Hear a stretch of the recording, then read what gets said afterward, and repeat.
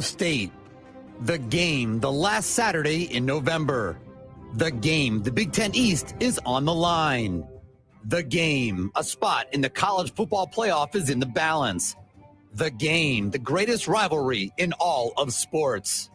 It's the Maize and Blue versus the Scarlet and Gray. It's the Michigan Wolverines versus the Ohio State Buckeyes. Today is the game. J.J. McCarthy takes the ball and hands it to Blake Corum. Running left, cuts back, and he's got some room. Across the 35, makes a man miss and bounces outside to the 40, to the 50, down the sideline, and steps out of bounds into Illinois territory. First play of the game. Back to pass for the first time. Fires far side. He's got his man, Ronnie Bell. Puts the brakes on. Makes one man miss. Now two. Inside the 30, down to the 25. Spun to the ground at the Illini 22-yard line. And J.J. will hand it to Blake Corum up the middle, into the blue. Touchdown, Wolverines, and Michigan scores on the opening drive, John, once again. Pistol formation, handoff to Chase Brown, running right. He's met in the backfield and buried. Taylor Upshaw. All right, well, we will see. Into a stiff wind, Jake Moody from 46. Good snap. The ball's placed down. The kick is up, and the kick is good. Wow. Ronnie Bell backs up and will field it at his 21. Makes one man miss, now hits one of his own blockers and bounces it outside. Ronnie Bell cuts inside to the 40, breaks a tackle to the 50, down the far sideline, knocked out of bounds in Illinois territory. Snap is good, kick is on the way, and Jake Moody's field goal attempt is good. From 41 yards out, back to pass is DeVito. Wolverines with pressure, and DeVito gets out of there, and he's tripped up, and he'll be short of the first down. JJ's got it, back to pass. Looking downfield, going to fire. He's got Clifton Loveland with a lot of room. To the 40, to the 50, one man to beat, and he gets submarined as he gets into Illinois territory. Snap is good. The ball's placed down. The kick is on the way, and the kick is good. And Illinois' lead is trimmed to 1 point on senior day. Can Jake Moody send him out? Snap is good. The ball's placed down. The kick is on the way, and the kick is good. Jake Moody, from 35 yards, gives the Wolverines the lead, 19-17, with 9 seconds remaining. DeVito in a shotgun, back to pass. Wolverines rush 3. He steps up. He's going to fire it deep at the 20-yard line. Everybody jumps for it, and it falls incomplete. And John Jansen, the Wolverines survive and advance as Michigan improves to 11-0.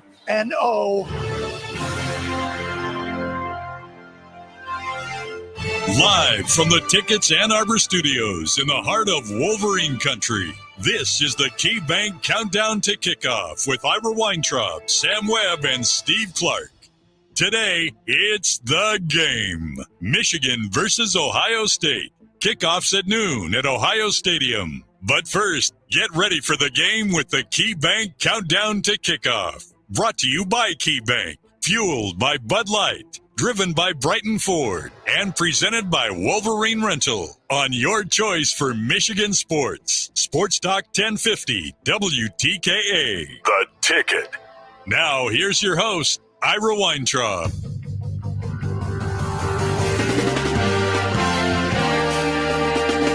Good morning and welcome to the Ann Arbor studios of Sports Talk 1050 WTKA. The Ticket. Today is the game finally. We are finally here. Michigan versus Ohio State. Everything is on the line. It does not get a whole lot better than this. Number 2 versus number 3. The division on the line. The college football playoff on the line. This is what college football is all about. We are so excited for the game. We're excited to help you count down these final hours and minutes until kickoff between the Wolverines and Buckeyes. We have coverage from right here in Ann Arbor, including the final installment of This Week in the Big Ten and Pick the Winners, Meet the Buckeyes, your game day arguments with Joe Simon and This Week in Michigan Football History. Plus, we have coverage from the MichiganInsider.com team, Alejandro Zuniga, Josh Newkirk, and Zach Shaw, live from Columbus during this show as well. Good morning, Sam Webb. Good morning, Steve Clarke. It's the game, fellas.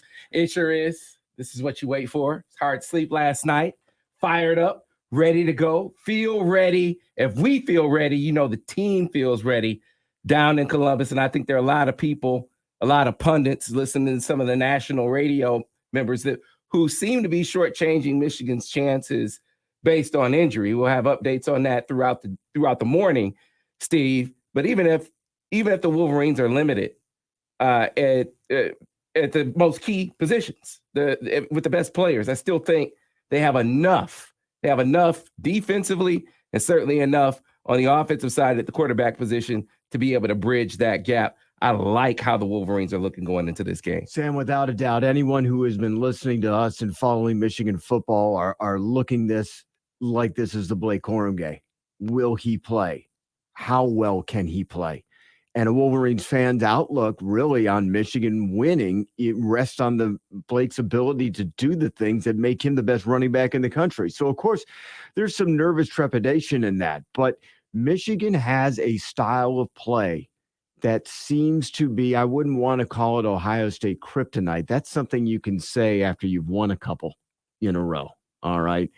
But this is a team and a style of play that can give the Buckeyes fits. And the Buckeyes have been in a situation where they've just been able to walk over anyone in this conference and represent the Big Ten in the college football playoff. And they have a contender. And they had a contender that beat them last year, and they've got a contender that's making some Ohio State fans shaking their boots this year.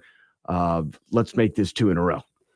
All right, guys. 11-0 Michigan versus 11-0 Ohio State. The game. We are on Ticket TV as well. Sam, we already have our first Buckeye troll that I've booted out of the room because what are you doing? Your team is playing in 4 hours of the biggest rivalry. You watching a Michigan show?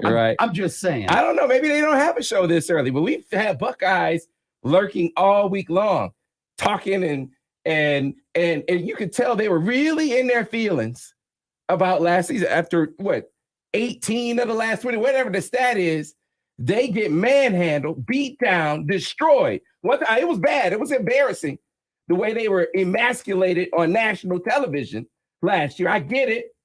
You don't want to look weak like they did. You don't want to have your team. What I said last year, Steve, think about it. Ohio State is in the game. And they have to come out after. We had to let Michigan score to give us.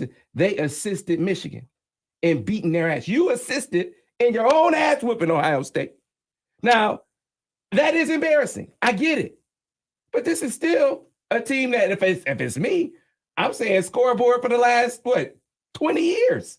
You got 2. That would be my reaction. But they can't handle it, Steve. They can't, because I think in their heart of hearts, they know that this is not a physical team. Or the identity of Ohio State, one of the most talented teams in the country, still elite, still a national championship contender legitimately. There's nothing phony about Ohio State except the notion that they're physical. That changed when Urban Meyer went out. They talked a lot about how they were going to change what kind of quarterback they had. They were going to become more pro style. The cost of that was getting away from that power spread that Urban had, right? Urban, for as much as we talk about him think about his quarterbacks, Tim Tebow down there, JT Barrett. You had guys, quarterbacks that were essentially running backs playing the quarterback position. It was a power spread, gap scheme team. That went away. Now they're a basketball on grass team. They run it, but not in the physical fashion that they used to. And that has a consequence for your defense as well, because when they have to face a team that comes at them like that, not as formidable anymore. And we saw that last year against Michigan. That doesn't mean they can't win this game. The conditions, to you, Steve, are optimal for a basketball on grass team. So if you're Ohio State, you aren't a physical team. The basketball gods and Mother Nature converged and convened to give you the ideal conditions for you to go out and have some success today. Yeah, and this is about narratives too. And this may be even the bigger picture than calling this the Blake Corum game. This is a game where people get to direct narratives.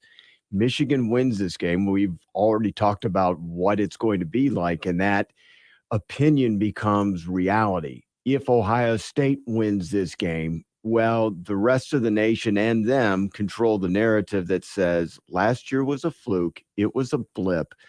Ryan Day has talked about, since the beginning of the Notre Dame game, after that game, he came out on his high horse in his bully pulpit after that game, talking about how they're a physical football team because of the way they were able to run it down Notre Dame's throats in the fourth quarter. It wasn't like that the rest of the season.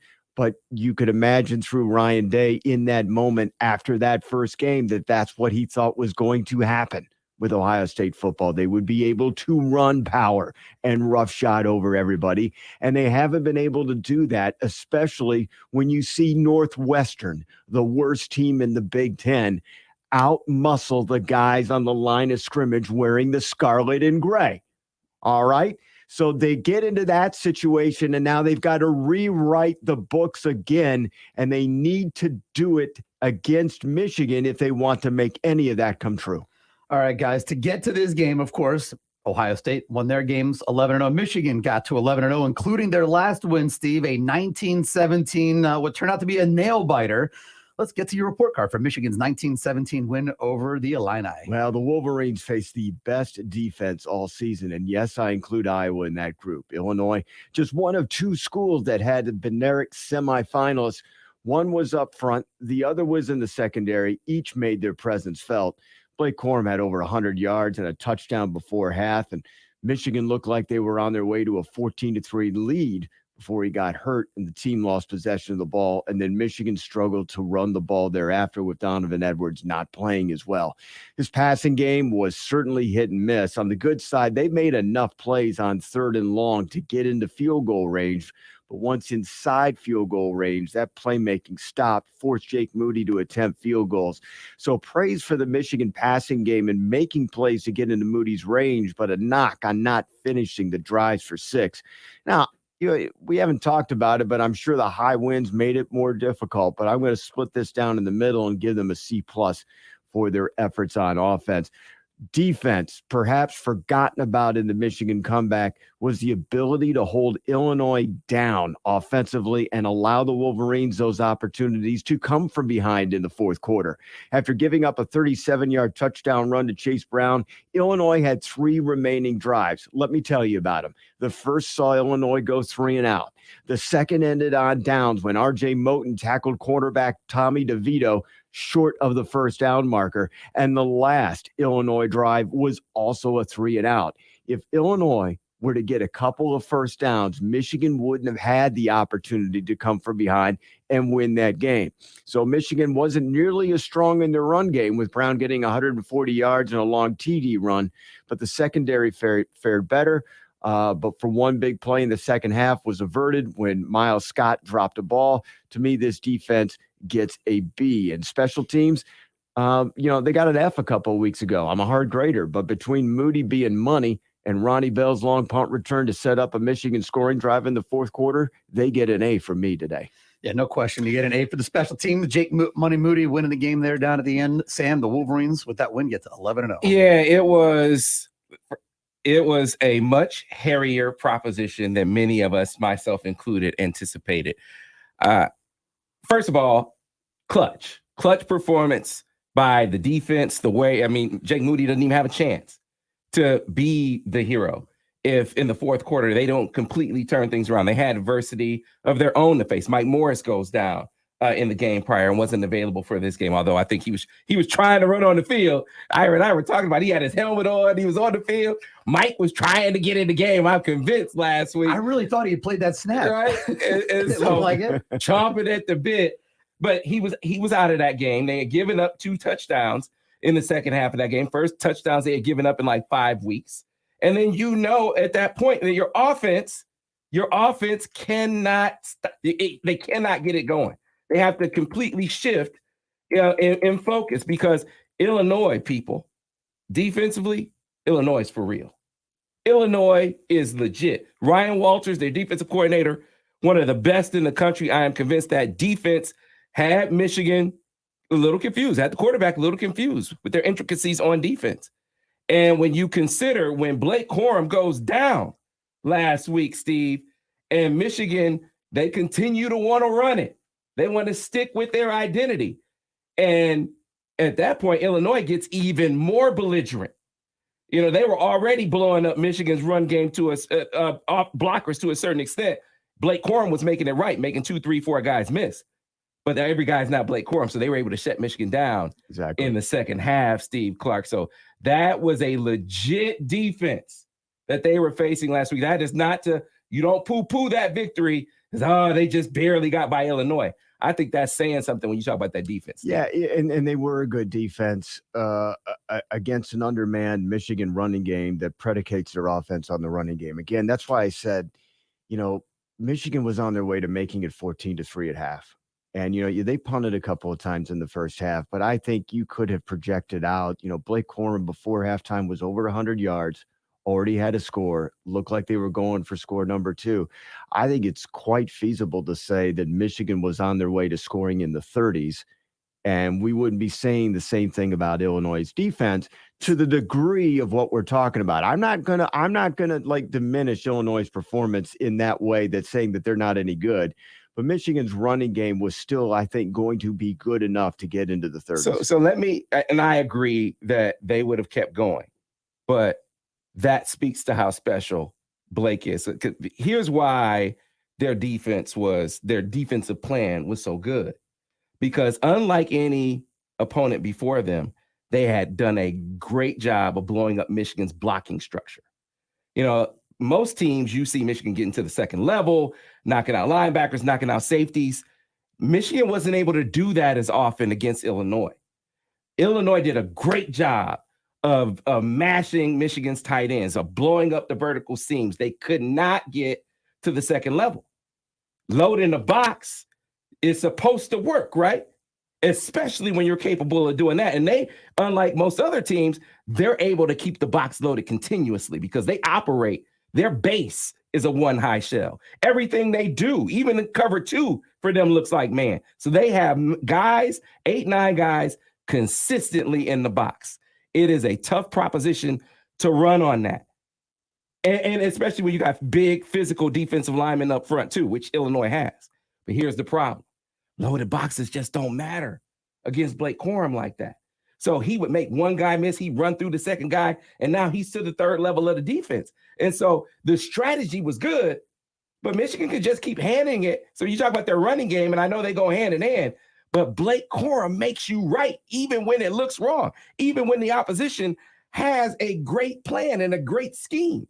You saw when he went out, it was like, oh man, we're doing the same things, but you don't have the guys in there that can make 1, 2, 3 guys miss like Blake did. So I say it speaks more to the greatness of Blake as opposed to, hey, this defense maybe isn't as good as we think. I just think Blake is that special. All right, so as everybody's asking before we go to break, status on what you're hearing as of the latest on the running backs. Yeah, so I'm actually writing this as we speak. He is going to play. Blake Corum is going to play today. So Donovan Edwards is going to play today. Trevor Keegan going to play today. Luke Schoonmaker going to play today. Mike Morris going to play today. Now, to what extent? I can't speak to that. But all Michigan's horses will be in the stable today in Columbus. Today, of course, is the 118th meeting between Michigan and Ohio State. Michigan leads the all-time series 59, 52, and 6. Last year, of course, Michigan's 42-27 win snapped Michigan's 8-game losing streak in the series. Ohio State is 28-27 and 2 in Columbus. Michigan tied the series in Columbus with a win today. That would be kind of fun. Michigan's last win in Columbus was a fairly long time ago, back in 2000. I think we all kind of remember that one. 38-26 Michigan. Steve, you probably remember that one. Drew Henson on 4th down with the bootleg pullout, getting into the end zone. Fantastic finish. And yes, it's hard to believe that the way Michigan was winning in Columbus on a regular basis, that would be the last one. The nation leading 12th time that Michigan and Ohio State are meeting as top 5 opponents. Unfortunately, Michigan is 3-7-1 over that stretch, but it is the nation leading amongst matchups of top 5 teams. It's also the 25th time that Michigan and Ohio State are playing in a top 10 matchup. And while Ohio State is 12-10-2 in those top 10 matchups, Michigan has actually won 8 of the last 12. So when you think about the best rivalries in sport, and of course we're biased, and the national media will throw out some other games like Auburn and Alabama and some other ones. Just remember all the things that Ira just stated right there. The number 1 matchup in this, the 30th of this, and it's like no one else is even close to that, because that goes to the historic rivalry and the length of this rivalry and the importance of this rivalry for decades. join us, and I mean us because Sam's going to be there as well for the Retirement Income Solutions Locker Room wrap-up show after the game right here on Sports Talk 1050 WTK. The Ticket still to come on the KeyBank Countdown to Kickoff. We're going to hear from Sam's team, Alejandro Zuniga, Josh Newkirk, and Zach Shaw live from Columbus. We're going to meet the Buckeyes. We'll have your game day arguments with Joe Simon. We'll have This Week in Michigan Football History with Greg Dooley. We'll have your key matchups, keys to the game picks, and more on the game. Number 3, Michigan at number 2, Ohio State. Kickoff is a little bit afternoon down in Columbus. Coming up next this week in the Big Ten and pick the winners. Stay with us. This is the KeyBank Countdown to Kickoff on Sports Talk 1050 WTK, The Ticket, and on Ticket TV. All right, all clear on the radio. Do you want to? There we go. Hello, everybody. Hi, stream people. All right. I am posting something, so give me a second. Yes, I just want to say for the person that I don't know, it scrolled through. I already lost it. I'm not going to give the acknowledgement on it, but the snow did not bail out Michigan last year. The snow was a bonus. The snow did not bail out Michigan last year. Oh my goodness. What does that say to their team if they think the snow bailed them out? Meaning they're not capable of playing in adverse weather. We know that already about Ohio State. They've admitted that. You're diminishing your own team. Yeah, when you're saying stuff like that. But good morning. Yeah, I hello Buckeyes that are watching our pregame show because apparently they have nothing else to do this morning but watch Michigan's pregame coverage, getting ready for the game. Thanks for joining us. Appreciate you boosting our numbers.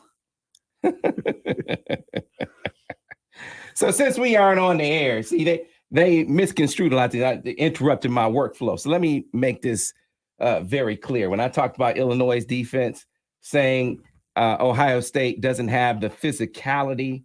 First, I said, I was talking on the MGO Blog Roundtable, and I said they don't have the personnel, and I said the physicality to do what Illinois did. So what did I mean by that?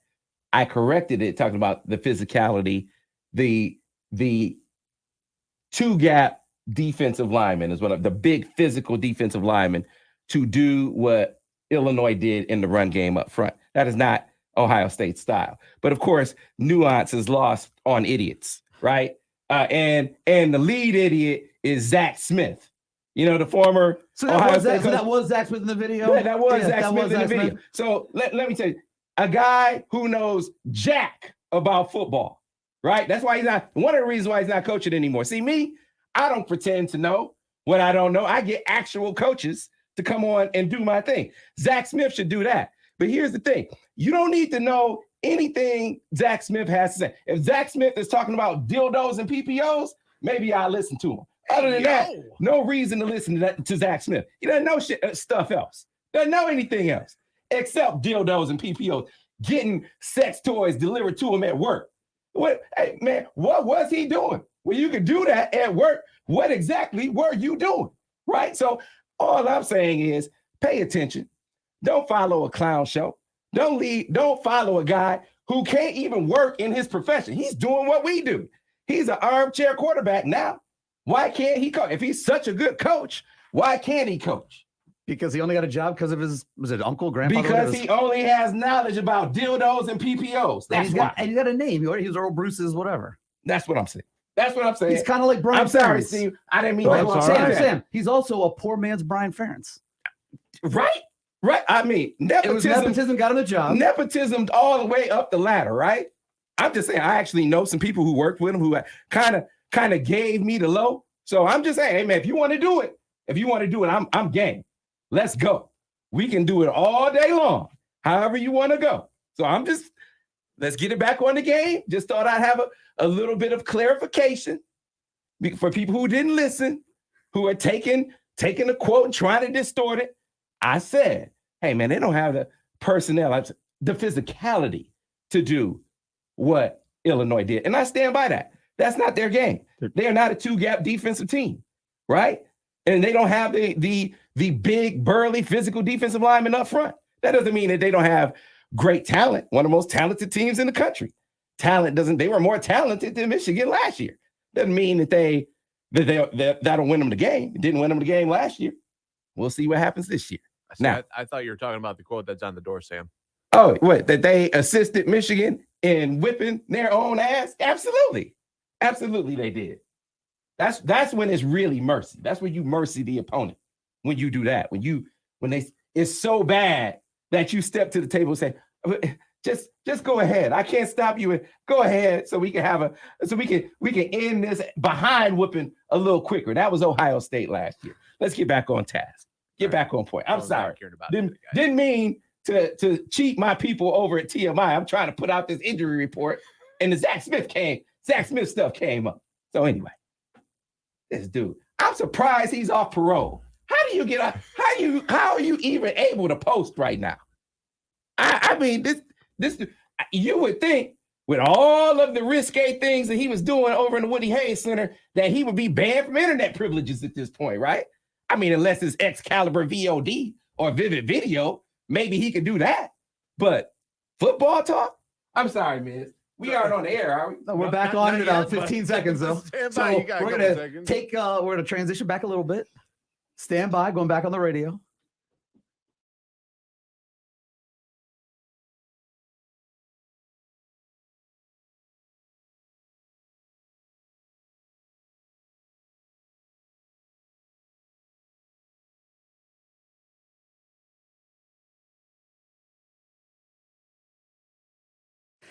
And we are back here on the KeyBank Countdown to Kickoff. A reminder to catch the Michigan Insider's Monday morning quarterback Devin Gardner with Sam Webb every Monday from 9 to 10 a.m. exclusively on the Michigan Insider on Sports Talk 1050 WTK The Ticket and on Ticket TV. Welcome back to the KeyBank Countdown to Kickoff, brought to you by KeyBank, fueled by Bud Light, driven by Brighton Ford, and presented by Wolverine Rental.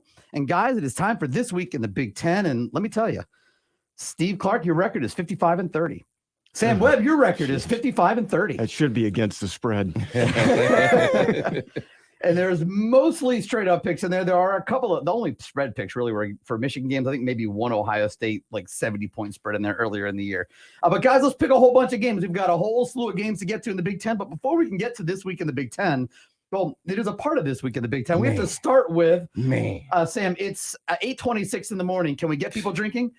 Freaking Iowa. Steve Clarke, Nebraska beats Iowa 24-17, and the Clarke household is split once again because Purdue today, if they win, they go to Indianapolis. It's a huge deal in the house right now, and I mean, it was Nebraska up 24-0, and my son was trying to be really kind and nice to his mother and talking about how they could potentially come back and sort of quasi rooting for Iowa just to be with his mom, and then Nebraska started losing the game because this is what Nebraska does. It's also what Iowa does. Like they could have like 5 yards of total offense and still be within a score of making it, and they're getting there. And my son is now getting very nervous, and he's still trying to be nice. But now I recognize some of the fidgety behavior that goes on, and I'm seeing that. And, it's not me this time. I could, not care.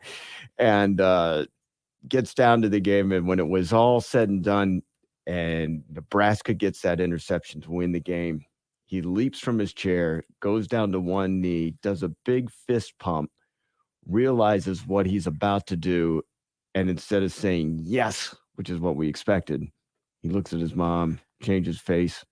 Darn! I swear, watching that game yesterday, I thought Iowa was trying to throw it. I know they had injuries, but good grief. Oh, well, look, I'm talking about they had injuries on defense. They had injuries on defense. Yeah, but did you watch the opening of that game? I did not watch the opening. Okay, so the opening of that game, Iowa didn't get a yard on their first possession. And every ball that Spencer Petras was throwing was 5 to 10 yards away from his intended target. I mean, it's what I've been saying about this guy since he first started 3 years ago. He's just not an accurate thrower. And yet he's still starting on this team. And of course, when he hurt his shoulder on a sack because pass pro was awful and he got hit from behind and he was out for the game, they brought in Alex Padilla. And the commentator said the most favorite athlete on campus, the backup quarterback, comes in. And that's is a pure reason why they never went to Padilla earlier, because he fumbled a snap away. And then then on a second occasion, he bobbled a snap and then lost the ball on the way back, and it's recovered by, he's not any better than Spencer Petras. And Spencer Petras is pretty bad. He's probably the 12th best quarterback, or no, there's 14. He's probably the 18th best quarterback in the Big Ten. Okay. And that's just the way it is, and they can't do anything about it. But, Iowa nearly pulled that game back off and nearly went back to Indianapolis. But now it's Purdue's opportunity to lose at Indiana. Right, because that's what happens, right? So you get a little bit of confidence in a team in the West that they might win, and they can win the West, and they keep losing. So a couple of these games, we're going to pick all the games. So in the Big Ten. just real quick though, one brief aside on Iowa. It was that they kept turning over the football, and one of the reasons they kept blowing assignments up front. This is Iowa. You tell me Spencer Petras is bad. Right. Tell me Padilla is bad. Right. But the offensive line. Right. Yeah, and they get that's the punt, which obviously is turns into a touchdown. So hey, we talked about this all year. They're bad at every single position group on the offense. Man. They don't have a position group that can bail out the rest of them this year. when they got to 24, when Nebraska was 24, I'm like, Iowa doesn't have enough points, and they almost actually surprised me. All right, guys, so some of these games in the Big Ten actually have relevance. Some don't. Some teams are fighting for bowl eligibility. Some teams are maybe fighting for a championship. So we'll run through these fairly quickly because some of these games are not going to be very interesting. And most people will not be watching this first one, which is Rutgers at Maryland at noon on BTN. There'll be over 15 million, probably 18 million eyeballs or sets of eyeballs on the Michigan-Ohio State game. There'll probably be like 45 sets of eyeballs on this one. Could be the lowest rated TV game in the nation this year, any week. But anyway, you have Rutgers freshman quarterback Gavin Wimsatt. Can he keep up with Taulia Tagovailoa and the Maryland receivers? No, not at all. The Rutgers defense may be able to give the Terrapin running game some fits, but Maryland is too talented to lose. Maryland's expected to win by a couple of touchdowns. I see that happening, Sam. Yeah, I feel for the Terrapins because they played their best game last week against Ohio State, and Ohio State's just too talented, right? Taulia Tagovailoa did a very good job of laying a blueprint, in my opinion, if you're Michigan, for how you can RPO that team, how you can really get some shots, how on the back end they have some issues too. We focus so much when we look at Ohio State from a Michigan perspective on the physicality, the disparity in physicality. They have some issues on the back end, but they just didn't have enough talent to complete the job, right? Can't get enough stops. And then certainly when you're behind the eight ball at the very end, and Ohio State, now they can just pin their ears back. Zach Harrison, JT, Tui Lomulau.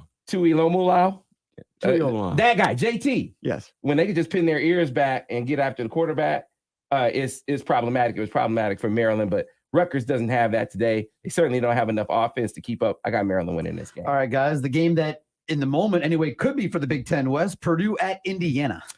Yeah, man. Ron English told me before the season that we're going to win the West. And I was like, man, come on, bro. I'm not interviewing you. You're my guy. We're just talking. He said, no, we're going to win the West. We got enough to win the West. I'm thinking Iowa, because of my guy, Steve Clarke. Minnesota, surely they're going to be back, right? What about Wisconsin? Bounce back year. Now look at us. Purdue has a chance to win the West. I'm not going to doubt my guy anymore, Steve Clarke. It's a rivalry game. I know Indiana took care of business against Michigan State, but they weren't facing the kind of basketball on grass offense they're going to see today. I'm going with Purdue to win this game. And I'm going to imagine that he's going to give us a good explanation as to why, but the real reason Steve's going to pick Purdue is he wants his son coming home for Christmas vacation. Yeah, pretty much. Why not? So I remember at the beginning of the year, Ron English didn't talk to me, but I remember looking at the beginning of the year and looking at the over-unders, okay, season win totals. And the Big Ten West had Wisconsin at 8.5. They're obviously not going to get to 8.5. And they had four other Big Ten West teams at 7.5. And guess what? There are four teams that have 7 wins with 1 week remaining in this schedule. So it's crazy, but that is the Big Ten West. It's wacky. And as you said, anytime that somebody has a chance to seize it, they're going to lose it. And that's what makes you nervous about Purdue at Indiana, because it would be right according to script that Indiana can come back in this one. Because look, Indiana came back from a 17-point deficit with their quarterback last week against Michigan State, and he completed, you know how many passes? 2. He completed 2 passes. Yes, that's happened. What's next? Mel Tucker taking bonus money meant for assistant coaches? Oh, yeah, he did that already. Man, how do you hide money? How do you hide when you're making $9 million? How do you hide 100 stacks? Can you imagine? It's like telling your wife, hiding a whole house from your wife, right? You got a shanty up north that you don't want your wife to know about. When she finds out about it, don't you think that's going to be some problems? If you're a member of that staff, don't you say, wait, you're hiding essentially chump change. We're not at Michigan State yet. I understand, Hold on, we'll get to Michigan State. I hear you. Continue, Steve. I was just thinking, I mean, if you had like 90 chips on the table, you can't just give one away to your friends. Right. Come One? on, man. I got 90 chips. And he had already got the bonus. That was when he's playing. I got 90 poker chips. You can't give one to the dealer? Come on, man. He had already, on top of the $9 million, Ira brought this up. He had already gotten a $250,000 bonus for that same reason. Man. Yeah, he got a $250,000 bonus for the Peach Bowl. The $100,000 was also for the Peach Bowl. All right, Mel said this is my stuff. This is my stuff. Michigan State's the last Big Ten game we're getting to, Sam. You're ahead of the. So Charlie Jones, also known as Chuck Sizzle, will quadruple his offensive totals under Jeff Brom and Aiden O'Connell compared to last year under Brian Ferentz and Spencer Petras. Sorry, hon, she's probably listening today. He'll go up against Indiana corner All-American Tywan Mullen. That should be a fun matchup. Charlie Jones versus Tywan Mullen. 5 of the last 7 matchups have been decided by a touchdown or less. That is an interstate rivalry. This should be a game. I am still going with Purdue, and Purdue going to Indianapolis. And your son coming home for Christmas. All right. If Purdue should happen to lose, then Illinois at Northwestern, also at 3:30, also on BTN, would then decide the West if Illinois wins. So does Illinois win this game? Probably yes, because Northwestern's terrible. Northwestern has lost 16 of their last 17 games and has a chance to match an 11-game losing streak that hasn't been done since 1989. That was before you guys went to high school, okay? Chase Brown. No, I started high school in 1989. I was in high school. I was a freshman. Good for you. Chase Brown needs 116 yards to break the single-season rushing record in the Wildcats. They give up 194 yards of rushing per game. It's one of the worst in the nation. Chase Brown's going to break that single-season rushing record for them. Illinois will win this game at Northwestern. Look, man, I'm going to continue to, tout the Ryan Walters for a head coaching candidate campaign or whatever he had parade, whatever he has going on, because the reason they're as good as they are, hey, Brett Bielema, he built the winner at Wisconsin. Chase Brown's a really, really good running back. Ryan Walters is the reason they're as good as they are. And Northwestern just doesn't have enough to get past that defense today. They could struggle mightily offensively and still win this. They can win this game 3-2. That's how much I think of their defense now. Give me Illinois in this game. I think Ryan Walters should get at least a pay raise. Well, I was hearing that he was a candidate for Colorado, but that all the buzz right now is Deion. Yeah, don't go to college. I mean, you're just limiting yourself at that point. Head coaching opportunities for black coaches are limited. I know. You gotta kind of take what you can get, and that's a Power 5 job. So I'd take money at a big school, profound school with athletes. You get your name recognized, and then you can go right to a top tier school right away after that. All right, guys. Also at 3:30 today, Minnesota at Wisconsin on ESPN. Jim Leonard is going to fall into a job. I'm seriously, Jim Leonard is going to fall into a job, Steve. I think that they wanted Lance Leipold. I think that there was maybe some discussion.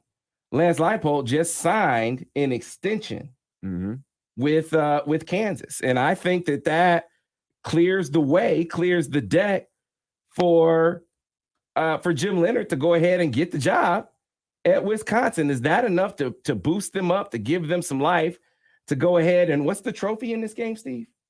It's like an axe or something. Minutes. Oh, it's Paul Bunyan's axe. Paul Bunyan's axe. Without a doubt. So I think in this game, the fact that it looks like Wisconsin is gonna have its native son, be the coach. Yeah. I think that might get enough to rally the troops. And I'm going with Wisconsin to win this game. I think Jim Leonard's just an unbelievable story from a prep high school, football player to where he's now is just absolutely amazing. It should be a subject of a Big Ten documentary on the network. But a year ago, Minnesota's win over the Badgers prevented Wisconsin from winning the West.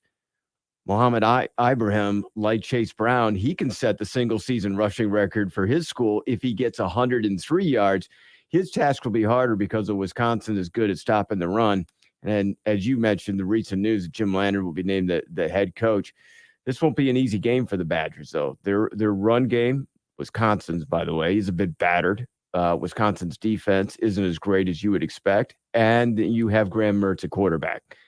Wouldn't be surprised if Minnesota wins, but since this is Camp Randall, where they have played much better than compared to playing on the road, I, too, will go with Wisconsin in this one. And speaking of coaching news, it was mentioned yesterday that they think that Nebraska has officially offered the head coaching position to Matt Rule, who could sit out a year and still be paid in full by the Carolina Panthers. Originally, earlier this week, Rule had taken himself out of the running at Nebraska, and about 6 hours later, he said he was back in. And Sam, why did he take his name out of the running in Nebraska? Money. I told Ira that earlier this week. He said, Rule's in the job. They didn't offer enough money. He said it right on the nose. By the way, Ryan Walters, Sam, and Steve, he played safety at Colorado, so I would not be surprised at all for him to take that job if it comes calling. That's alma mater calling. All right, guys, there's one other game in the Big Ten today. It's at 4 p.m. It's on FS1, and one of the teams, the road team, is the lone team in the Big Ten that if they win today, it gets them to bowl eligibility. So is Tuck going bowling or not? Or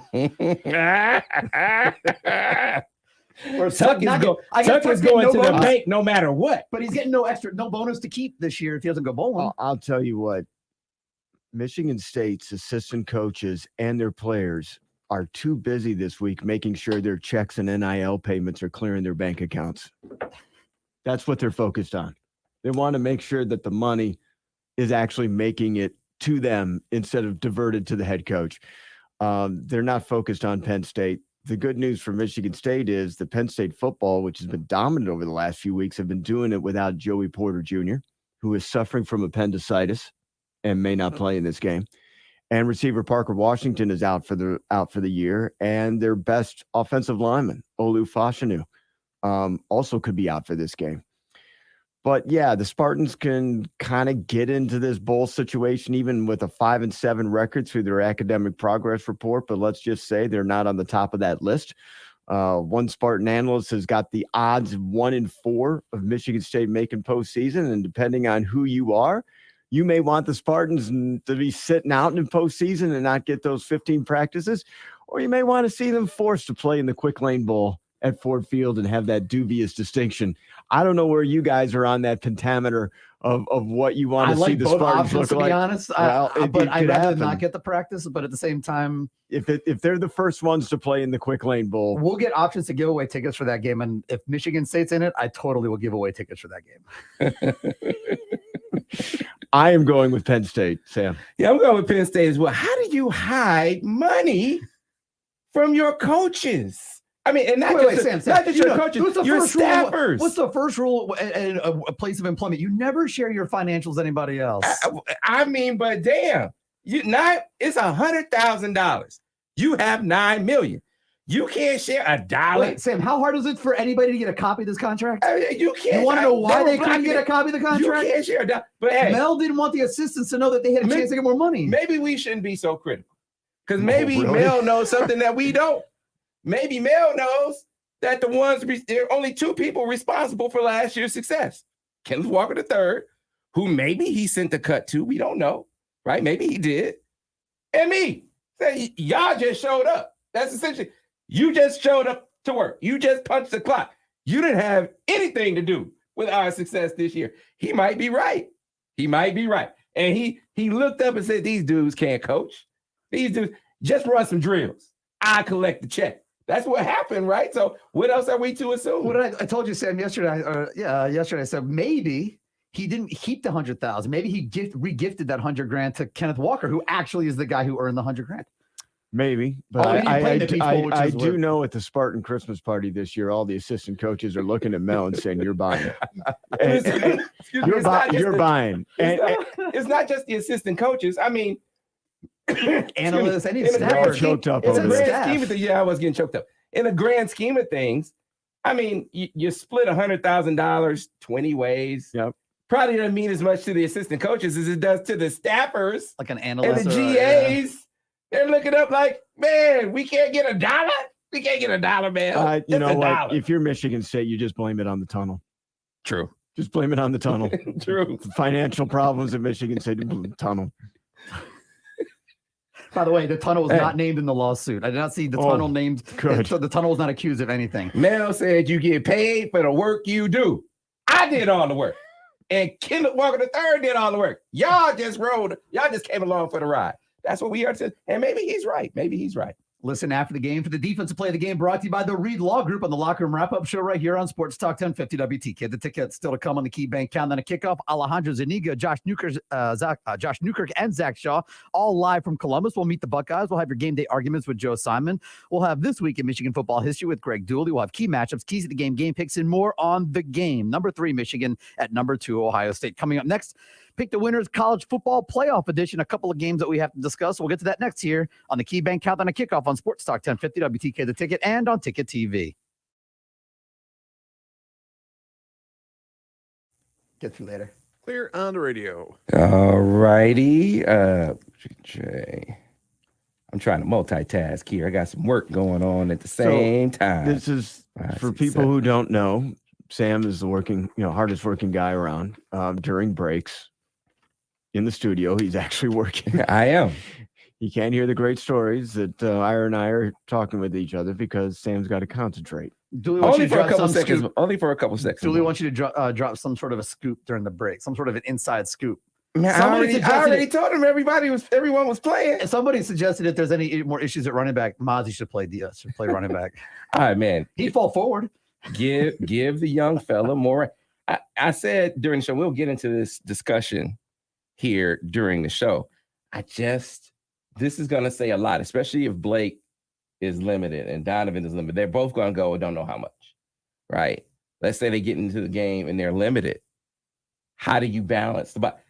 You can loading the box against Blake Corum and even Donovan Edwards just doesn't matter. Michigan is running in the stack boxes all season like they are there. Like it's not an extra guy or two in the box because you have running backs that can you have linemen often that can still block it, and you have running backs that can still make it right when they don't. But when those running backs aren't there, how do you balance the box now? I mean, your line is going to be able to still block it some, but half the time it's your backs making it right. So now I think you got to have your quarterback balance the box. And how do you do that? RPOs, man. I'm not saying you RPO them as much as Maryland. That's their offense. But Right. he ran one RPO last week against a team who loaded the box incessantly. I get it in the first half. I didn't get it in the second half. And if you get in this game and they're having some success loading up against the run, you gotta let the young fella cook. You gotta let him cook, man, and trust him. So we'll see if that happens. 4-2-5 system with Ohio State too. So 2 linebackers to look at. Let me see.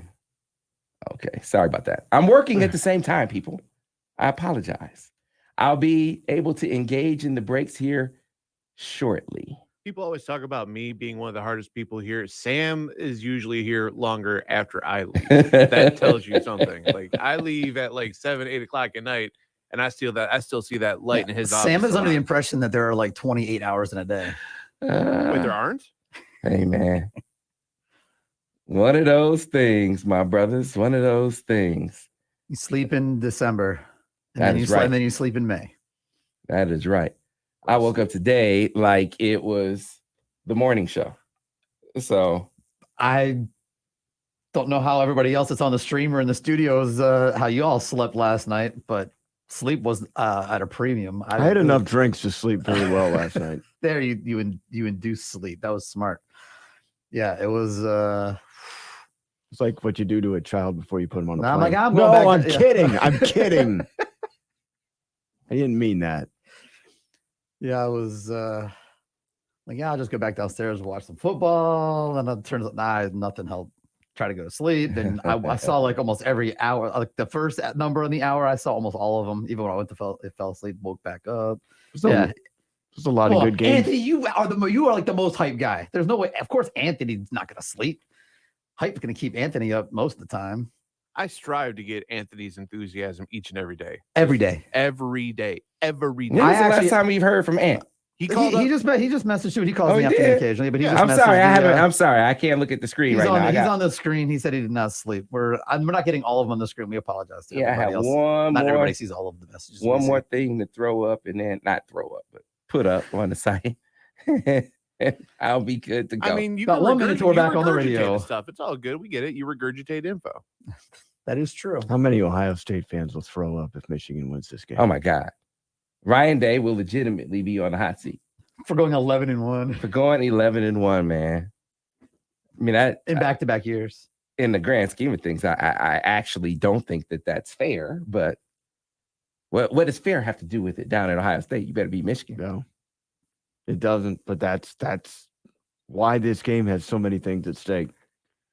Michigan back-to-back wins changes everything. That question, we'll get to it maybe in this segment. We got a couple more games to pick, but we got that question of what the Michigan win means or what an Ohio State win means.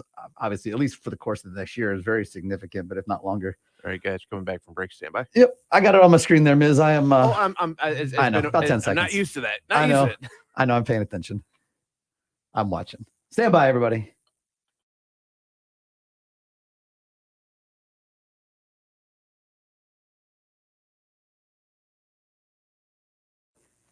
Catch the monster moment of the game every Monday at 7:25 a.m. on the Michigan Insider with Monster Tree Service of Ann Arbor. Last week's monster moment was Jake Moody's 35-yard game-winning field goal in the closing seconds of Michigan's 1917 win over Illinois. That's the monster moment of the game with Monster Tree Service of Ann Arbor every Monday at 7:25 a.m. on the Michigan Insider right here on Sports Talk 1050 WTK The Ticket. Welcome back to the KeyBank Countdown to Kickoff, brought to you by KeyBank, fueled by Bud Light, driven by Brighton Ford, and presented by Wolverine Rental. And guys, a couple more games to pick. Not touching Georgia Tech. Georgia's going to roll all over Georgia Tech. If not, it would be a shocker. But the couple games that actually are pretty relevant when it comes to the CFP that maybe the team that's highly ranked could actually lose. So I wanted you guys to pick these games. I wanted to discuss both of them. So we're going to start with the 4:00 game on Fox. Iowa State at number 4 TCU. Steve Clarke. You know, Iowa State is 4-7 this year. So why isn't this supposed to be a blowout? Because the Cyclones are this year's Nebraska. 6 of their 7 losses have been one-score games. They're 1-7 in conference play, but they've only scored 21 points less than their Big 12 opponents. Okay. TCU, by the way, is 4-0 in one-score games. They're the first 11-0 team in the conference since 2009. So if you want to know why the Big 12 hasn't been to too many playoff games, is because it's been 2009 since a Big 12 team has been 11-0. Quarterback Max Duggan, he has only one Big 12 team he hasn't beaten, and that is Iowa State. They get it done today, but it is not going to be easy as the Horned Frogs start feeling, to me, the weight of the pressure of being 2 games away from being in the playoff. So, look, I don't respect the Big 12. I don't respect the Pac-12. I don't think they play defense west of the Mississippi. TCU is the exception. I buy TCU. They have won every which way. And that is, if you want to boil down to the brass tacks of it with the Horned Frogs, they always figure out a way. Down by double digits, they come back. Shootout, they can win it. Defensive struggle, never thought I'd say it. They win it. Oh, we got to win in the clutch. At the end of the game on the field goal, we can win that game too. Iowa State can't do that. Haven't done that. Haven't done that under Matt Campbell, period. Certainly not this season. I just think that you have a team that has that it factor right now in TCU. And if Iowa State happens to find its rhythm offensively, which I struggle to see happening, TCU has enough wherewithal on both sides of the ball to find a way to win this game. I'm going with the Horned Frogs again. All right, guys. And the other game today that is of note for Michigan fans and playoff watching fans is number 15 Notre Dame at number 6 USC. It's the 7:30 game on ABC.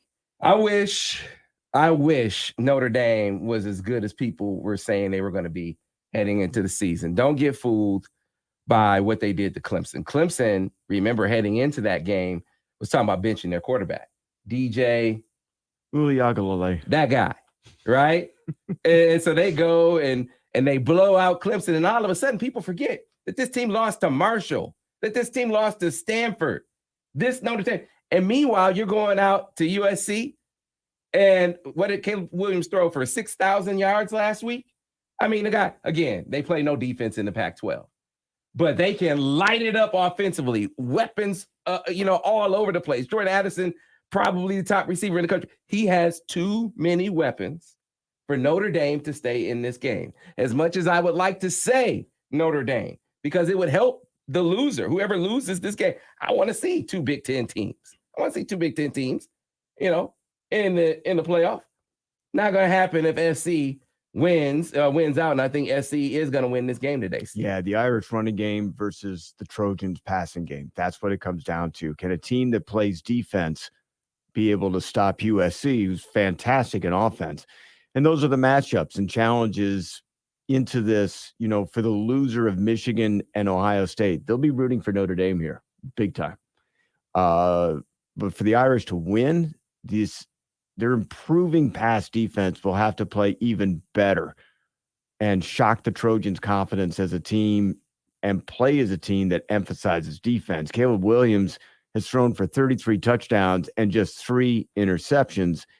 It's going to be tough on both sides, but the buzzsaw that Clemson ran to in South Bend isn't going to be duplicated because Notre Dame is going to the Coliseum. I think USC prevails in this one, and we haven't picked a different game yet, have we? No, you guys are going to be tied unless we'll find out at the end of the show. Join us after the game for the Retirement Income Solutions Locker Room Wrap-Up show right here on Sports Talk 1050 WTK The Ticket. Coming up next, hour number 2 of this show, including Meet the Buckeyes, and we will check in with the MichiganInsider.com team down in Columbus. Stay with us. This is the KeyBank Countdown to Kickoff on Sports Talk 1050 WTK The Ticket.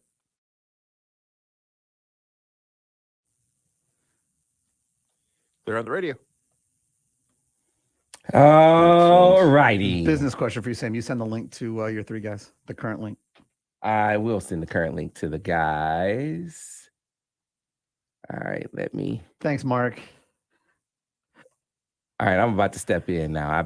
Mark says that Sam, Steve, and I are better than Olave, Wilson, and Smith Njigba. I cannot, and they'll never say his name right.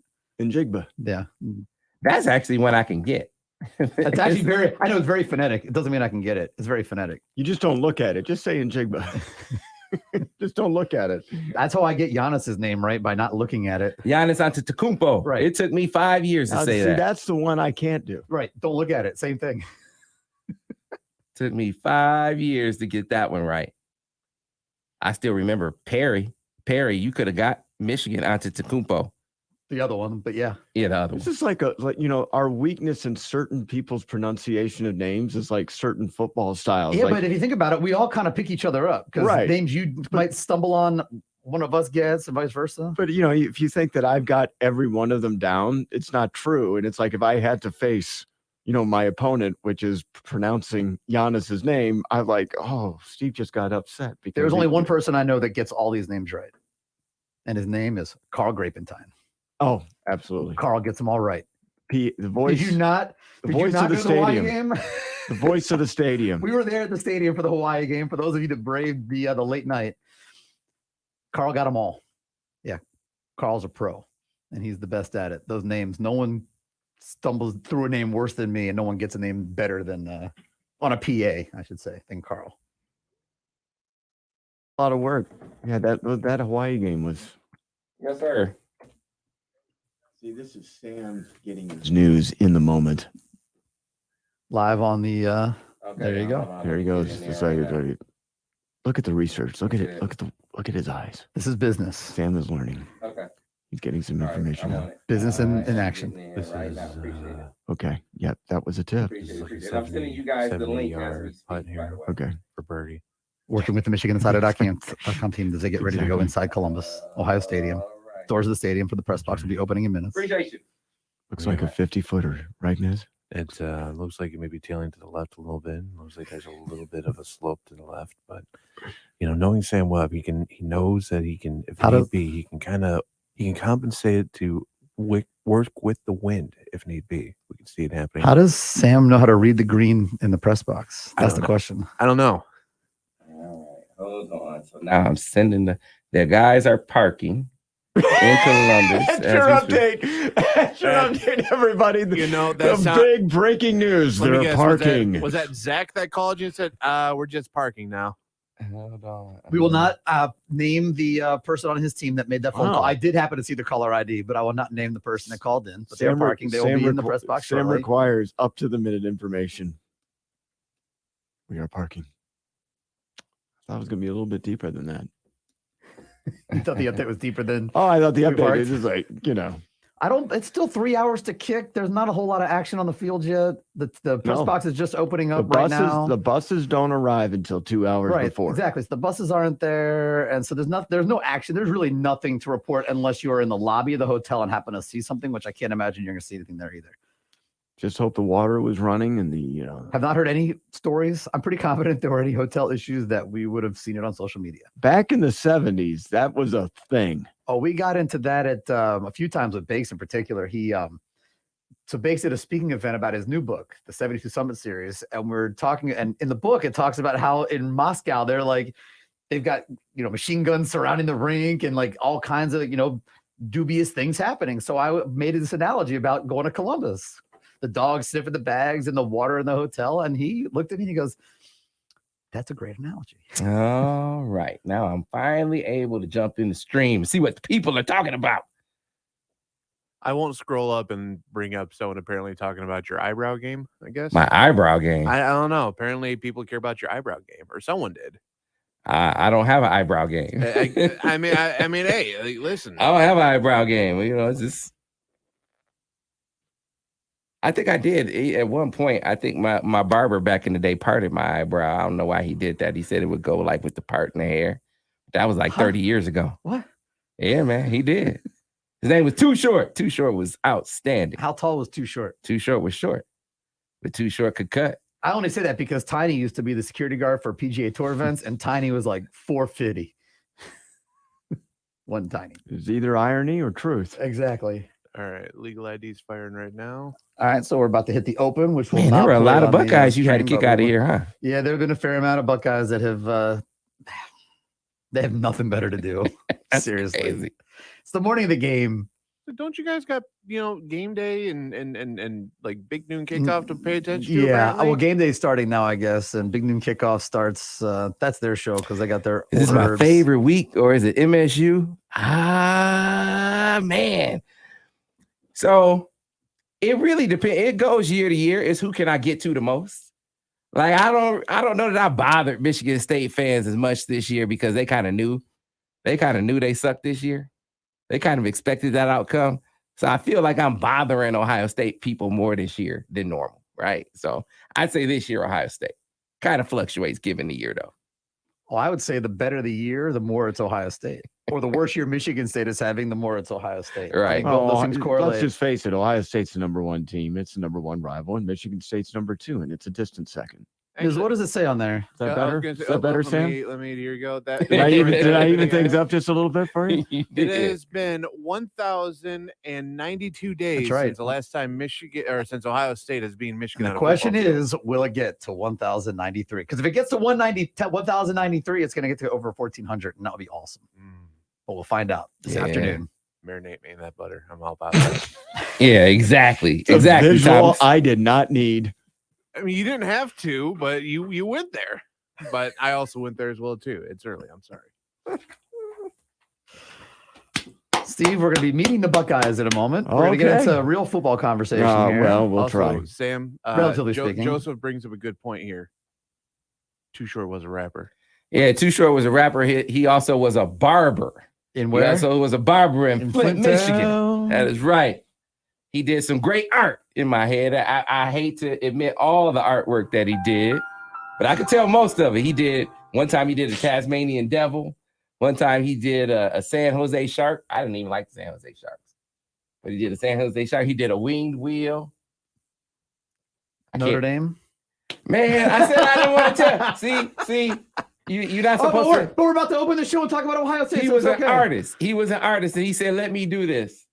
And so he carved the Fighting Irish. Sam wants to know how long till we get back to us on the He radio. entered it in the contest. He wanted to enter it in the contest. I let him use me as a canvas. The thing about using your head as a canvas, they can always shave it when you're done. We're standing by for you, Miz. There you go, Joe. See, he listens. you know, what if I could get the Dayton family to do an intro? The Dayton family and Melvin Riley do an intro. A clean version? A clean version. Clean intro? That's That's the only clean part of that song. I've actually been in contact with both with Shoestring from the Dayton family, with Melvin Riley from Ready for the World. I've never put it together, but no, all right, maybe guys, we can. I think we're close, right, Miss? Yep, stand by, Stand guys. by.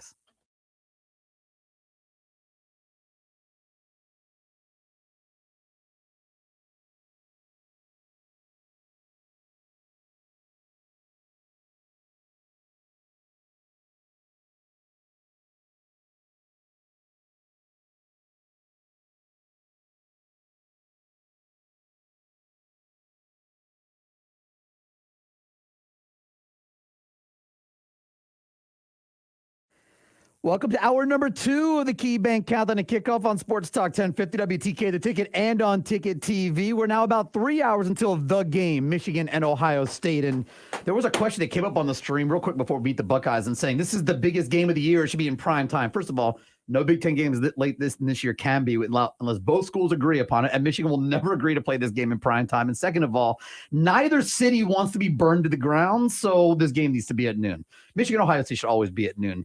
And that's what it is today, and looking forward to it in about 3 hours from now. And it is a big-time matchup, Steve Clarke. Let's meet the opponent. Let's meet the Buckeyes. Yeah, when you look at Ohio State, this is a team that gets high-volume contributions from different players each week. So whether it's a back, a receiver, a D lineman, linebacker, safety, there's multiple guys who have big weeks while being less productive than others. But the point is that there's always a few people with eye-popping numbers and highlights. Let's start with the running game, because while we have been concerned about Michigan's running game and who's going to participate, Ohio State has some of those same issues. Mayan Williams didn't play last week. He's expected to play today against the Wolverines. And Travion Henderson, after missing 2 games, started in the first half against Maryland, really didn't have any numbers to speak of, and left the game with a walking boot on. But what they do have is a solid number 3, and that's freshman Dallin Hayden, number 5 on the jersey. He is their new star. He's a combination of both what Mayan Williams and Travion Henderson can do well. Fast and quick, but he also puts his head down. He had 27 carries for 146 yards and 3 scores last week. That's your number 3 running back. Ohio State finished the first half with just 28 rushing yards on 13 carries. Henderson took 11 of those attempts and tallied just 19 yards. But Hayden likes the contact and tries to get the yards where he can instead of trying to run to the outside in the hopes of getting more space to outrun people. He just needs to go in, gets it done, and gets whatever he can. So they're trusting him a bit more, and we'll be curious to see how much of Hayden plays in this game. Of course, everybody knows about C.J. Stroud, one of the Heisman front runners. He's number 1 nationally in passing efficiency and in touchdown passes with 35 on the year. He's a 3-time Big Ten Offensive Player of the Week, and he's got lots of targets. Now, you have to start off top with Marvin Harrison, number 18, sophomore. Technically, he's been around a little bit longer than that, but he leads the team with over 1,000 yards. He's tied for 3rd nationally with 11 touchdowns. This is a guy who's NFL ready. If you've seen him at all this year, he makes a highlight grab every week, and he is special in the way that he runs routes, breaks free, makes spectacular receptions on a week-in, week-out basis. And then you got the number 2 guy who wears number 2. He's also a sophomore, Emeka Egbuka. Led the team in catches and yards versus Maryland last week after a couple of quiet weeks before that. All 6 of his catches for Ohio State against the Terrapins were good for first downs. He has 914 yards on the season, along with 8 touchdowns. There's also Julian Fleming. He wears number 4, 6 touchdowns and an average of over 17 yards per grab when he gets it.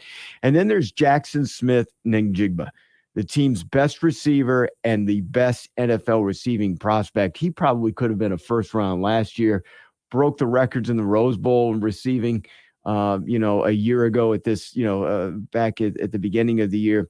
He has not played since the Iowa game more than a month ago, has only 5 catches on the season. just not the same guy, but it doesn't matter because Ohio State just has a wealth of receivers, in that lineup. And the offensive line is led by Paris Johnson, who's, probably a first-round NFL prospect as well. But, Sam, what people want to know, this is actually a bigger week for Ohio State's defense and their defensive coordinator, Jim Knowles. Ryan Day went and hired who he thought was the best DC available. Knowles runs a multiple coverage defense that is pretty common for teams in the top 25, but appears to be shockingly a foreign concept to Ohio State fans. Crazy. And for the writers that cover them.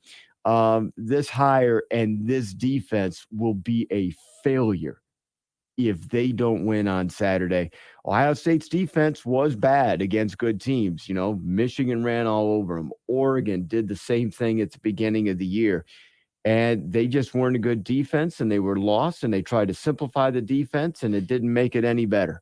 But right now, they're mixing and matching, and that's probably part of the reason why some of Ohio State's players on defense have these exceptional weeks, like a JT Tuimoloau. The defensive end at Penn State, he had 6 tackles, 3 tackles for a loss, 2 of them were sacks, and he also had 2 interceptions, a forced fumble, a fumble recovery, a pass broken up, and a touchdown.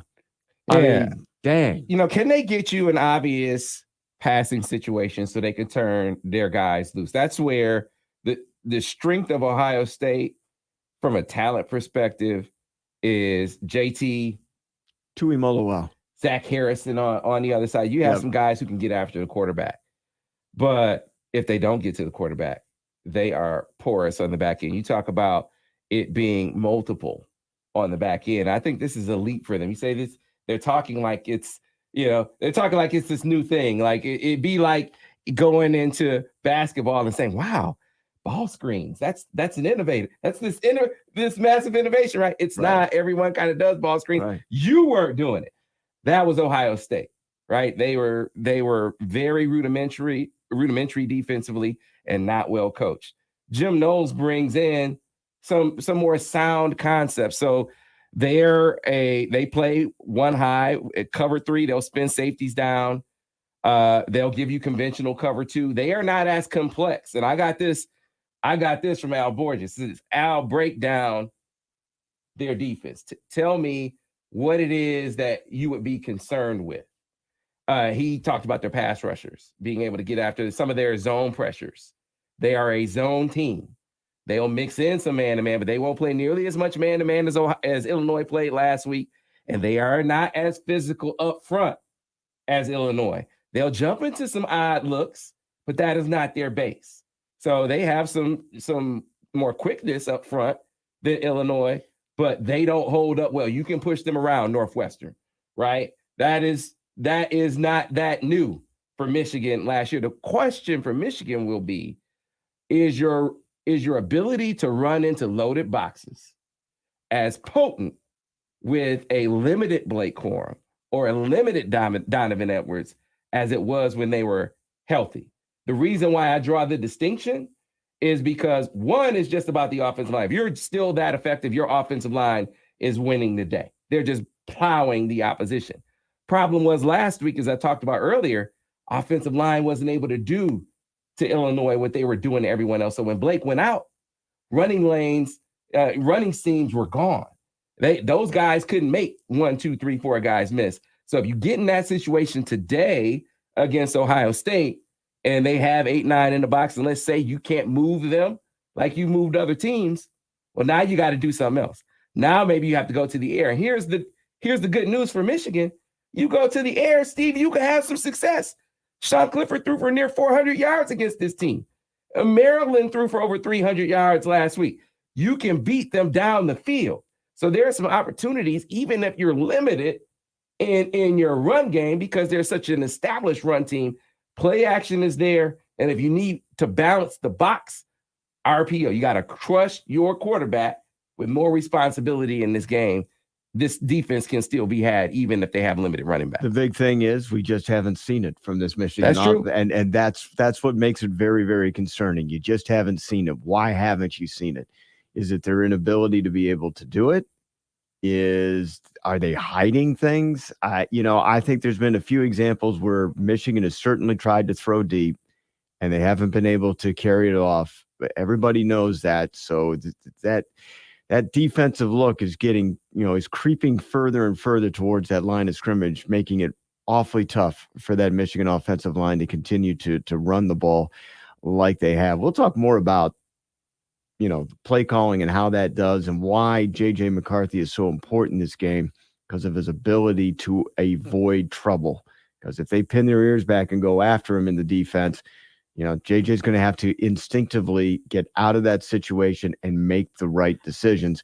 We just haven't seen it. So back to the Ohio State defense, Tommy Eichenberg has 105 tackles. His listing includes 12 of them for a loss, couple of sacks, a pick 6 on the season. He's number 1 in the Big Ten in solo tackles. And if you remember Chris Spielman, his kind of play comes to mind for him. Steele Chambers is the other linebacker in their 4-2-5. He's a converted running back, playing the second linebacker in this 4-2-5 base defense. The Buckeyes in the secondary, they rank 11th nationally in pass defense and have allowed just 13 passing touchdowns in 11 games. That sounds like a little, but it's actually kind of a lot in the Big Ten. So you can kind of be somewhat encouraged by that. And special teams has been really good for them. Noah Ruggles is 12 of 14 on the year, and 5 of 5 from distances of 40 to 49 yards. Lathan Ransom, who plays in the safety spot, he's blocked a punt in each of the last 2 weeks. So that's pretty good. One of the reasons why Ohio State had a close game with Maryland, penalties. They had 11 penalties for 97 yards, all sorts of penalties from that one, including 3 delay of games, 2 PIs, couple of personal fouls. They weren't exactly in rhythm, just the way Michigan wasn't exactly in rhythm against Illinois. Were they looking ahead? I think the teams are pretty disciplined enough to say no on that one. Maryland's a fairly decent team in the Big Ten. We know Illinois, too. Illinois is probably the best team in the West, but it's hard to win when you go on a 3-game losing streak. Bad stuff for Illinois just happened at the wrong time. Should never have lost to Michigan State. Shouldn't have lost at home to Purdue. But that's where that's at right now, and it's the clash of the Titans. It is Michigan and Ohio State, 2 teams ranked in the top 5. The winner most assuredly is going into the college football playoff, and the losers got to get some help. Well, so the dynamics heading into this game compared to last year, the record makes them different, and the conditions makes it different. I've been saying for weeks, Ohio State is not a physical football team. That does not mean I never said Ohio State isn't a really good football. I never said they weren't a championship contender. They're both. They're really good, and they're a championship contender. But to build your team for success in the Big Ten means different things in different years. It used to be that you had to be able to run the football effectively and stop the run to get out of the Big Ten and maybe compete for a championship. Ryan Day came in. He inherited the team. He was born on third base. And for a minute, you could get into that mode, that mindset of, hey, we are a down south, spread them out, basketball on grass type of offense. We run it, but we don't run it the same way that we used to. We aren't going to gap you to death like Urban Meyer used to do. That was a power spread that Urban Meyer used to run. This is different. Now, it didn't matter. You could be different. You could throw it all around, still make it out of the Big Ten when Michigan wasn't man enough to stop you, right? When it came to their defense, but now they are. And now they're man enough to run it down your throats too. So how do you respond to that? That's what all this is about. Here's the problem with that dynamic though. When you have track conditions, because I've been likening it to a track meet, Steve, saying that Ohio State is built for January track meets in the South, but you got to get to that track meet in the South, right? Well, now these conditions look like track meet conditions. This is ideal for Ohio State doing what they want to do. And the question is, if Michigan has to augment their attack and get more vertical with their offense, can they do that today? That is a big question. Well, for me, I think Ryan, and I'm speculating on this, but as much as Ryan Day and Ohio State talked about the narratives and hearing the narratives of who they are, you want the Cliff Notes version of Ohio State? You talk to some stranger, says, describe me Ohio State football in about 10 seconds. You use the words basketball on grass, deficiencies including physical football, not being physical, not being hard enough, adverse weather conditions, all that thing like that. I think Ryan Day would like nothing more than to beat Michigan running the football and stopping their run. And it may be an aversion to what they do best. But Ryan Day, I think he wants to eat the cake as well. Okay. And he's going to try to, hopefully Michigan's running game won't be 100%, and they can show their physicality by stopping Michigan's running game and get a big enough lead that they too will run the football with Mayan Williams in the power and Dallin Hayden as the backup if possible, run it down Michigan's throat, and then he can get up on his pulpit and talk about how Ohio State, you people were wrong about Ohio State. See, you hope, if you're Michigan, you hope he does that. Well, that's what I'm getting to. That's what I'm getting to, Sam. I think Ryan Day's vanity in this situation, wanting to see that happen so he can go on stage and tell people they were wrong about his team and they were wrong about him, might make Ohio State go away from what they do best. And if they go away from what they do best, it gives Michigan potentially a better shot. Look, man, if you can't run it on Northwestern, what the hell makes you think you're going to run it on Michigan? I mean, think about that scenario. You are playing the worst team in the Big Ten. And I think, look, you know me, I think Pat Fitzgerald is a really good coach. His team sucks. They know you can't throw the football. You know they can't throw the football. You are immensely talented. They are not. This is a recipe for you having your way with them. You would think, right? No one can throw the football. We know what you're going to do. We know what, and you know what we're going to do. Who has the better players? Yet you get in that game. They couldn't run it on Northwestern for a good portion of that game. Eventually, they broke through and started making some plays, but they couldn't push Northwestern around. Meanwhile, Evan Hall on the other side, he's running through the Ohio State defense, and on a day where you know they aren't going to throw the football. Not a physical football team. And that's the point. They can pass the football, this situation around. And what Ryan Day likes to do is Ryan Day likes to explode with his passing offense at the beginning of the game, get your team up by 2 touchdowns, then they start going to the power.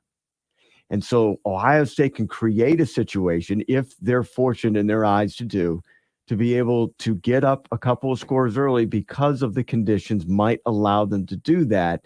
Then they can emphasize a run game while Michigan tries to play from behind, and then Ryan Day can get the best of both worlds. Yeah, look, if I'm Michigan, okay, show me you can run the ball.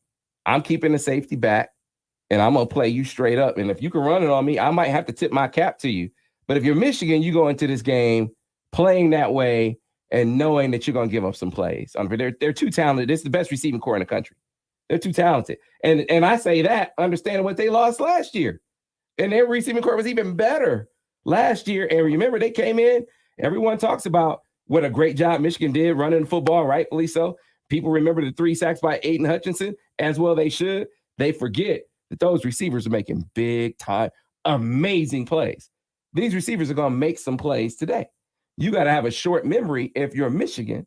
Win the war. You're going to lose some battles when it comes to the receivers on the flanks, but you're going to have to show me you can run the football on me to make me adjust, because I'm going into this game trying to limit the damage on the outside, and I actually think that's the right strategy to have. Yeah, and they might lose a little bit more because the pass rush may not be as good as it was last season too. So again, I think the way this game will play out is that Ryan Day will go for the jugular early in the passing game, and then they'll be able to run the ball, which is what they want to do. And then he can get up on his stage and let everybody know what's going on. Outside leverage, take away fades, right? That has to be keep everything in front. I think you're going to see a lot of zone pressures today. I'd be surprised if we see a heavy dose. They'll play man. You got to mix man in, but I don't know that we'll see it as much in this game as we've seen it before. And you're right about the kind of pressure.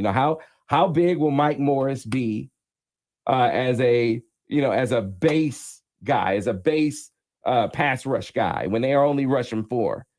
But what I anticipate being the case is Michigan bringing out a lot of their zone pressures today and trying to get in C.J. Stroud's face that way. He might make a few more plays because there are going to be more openings out there, but I'll risk that to hit him in the mouth, because the biggest piece of the game plan, if I'm Michigan, is hit him in the mouth, bust him in the face, because some quarterbacks, when they get hit, they're bothered but not rattled.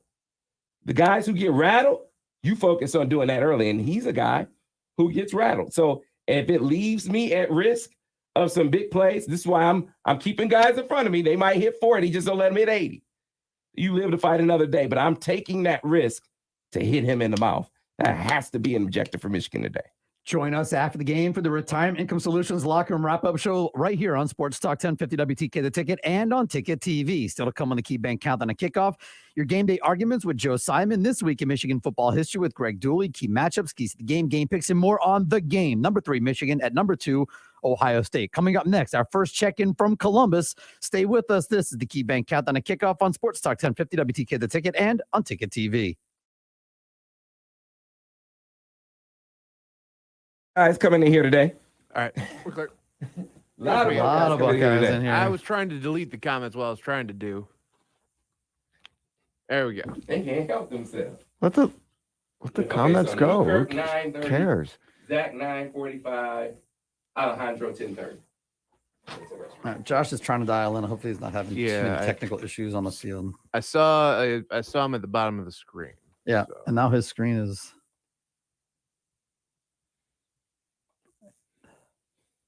Let me do one of those. There you go. You're on it.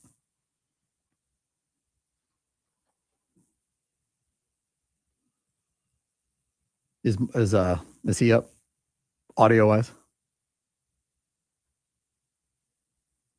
No, I've got nothing in the queue right now. So Okay. I don't see anything.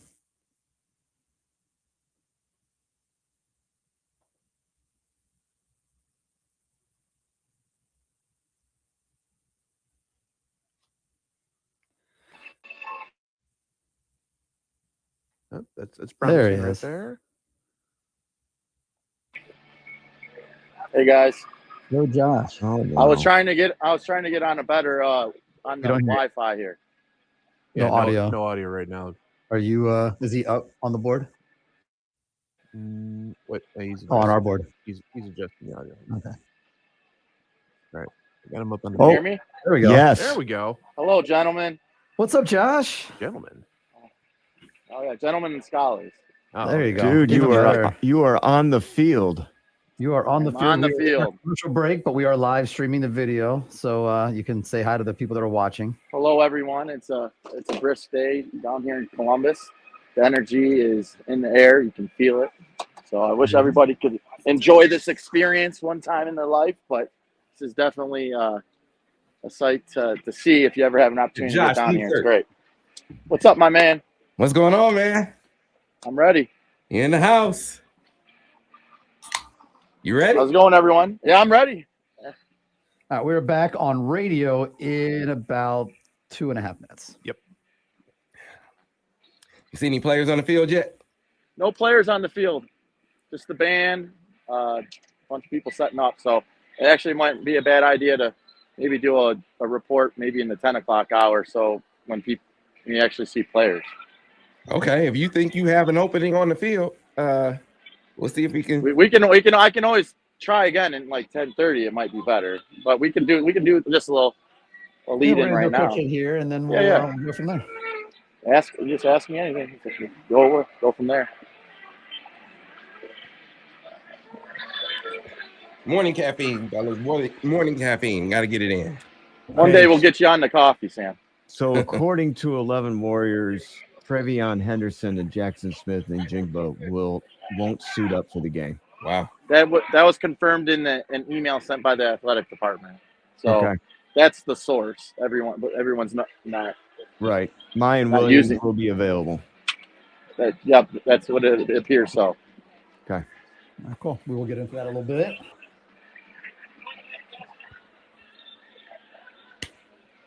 Yeah, about 90 seconds. All right, my man. This is like 06. That's a blue sky up down there. I told him, man, I mean, it's like 06 from the build-up. Hope it's not like 06 in the outcome. Sam, the shirt you got your guys there that Josh is wearing, it matches the color above his head. That is the super blue sky. Sounds like a Michigan kind of day. It is a perfect football weather. I'll say that. Well, see, I was hoping for not perfect football weather. Sam, I'm with you. I understand your logic there, but but you being on the field, you're not complaining, right? It's great weather. Yeah. It's gonna get warmer. Yeah, that too. Yeah, big key will be when Blake is going through warm-ups, man. If you can get some clips of that with your phone and tweet them out. Yeah, I bought a new phone, so the zoom on it's pretty good. I got that iPhone XR or the Pro. So back on radio in about 30 seconds or so, guys. Stand by. Really, we already said he's gonna go. You joined the stream late, man. We said he's gonna go. Now, how long he'll go remains to be seen. Stand by, gentlemen. Stand by.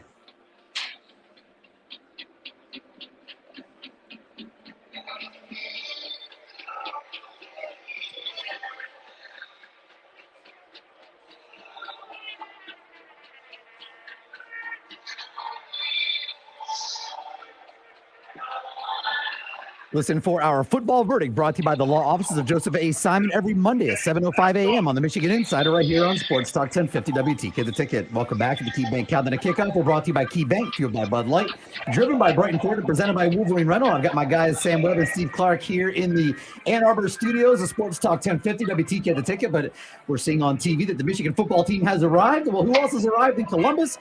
The team from the MichiganInsider.com. Sam, your squad is down there. Josh Newkirk is on the field. Josh Newkirk in the building. He was dying to get down to a game like this, to be on the field, and there you are. So let's just start off, Josh, with the weather report. Weather was such a big factor in last year's game. What's the weather like down there on the field in Columbus? I know some of the Michigan fans are probably hoping that we get a little bit of the elements down here with some rain, some wind. That didn't happen. It's a perfect fall Saturday as far as football is concerned. It's about, I'd say, low 40s to high 30s right now, and it's supposed to get even warmer, mid 50s by game time. So, yeah, it's called sell hell. And that's not what it is, Sam. That's called Columbus blocking Michigan reports from their field. Yeah. Columbus sending jamming signals down for you. Josh, I want to talk about these backs. They're going to give it a go today.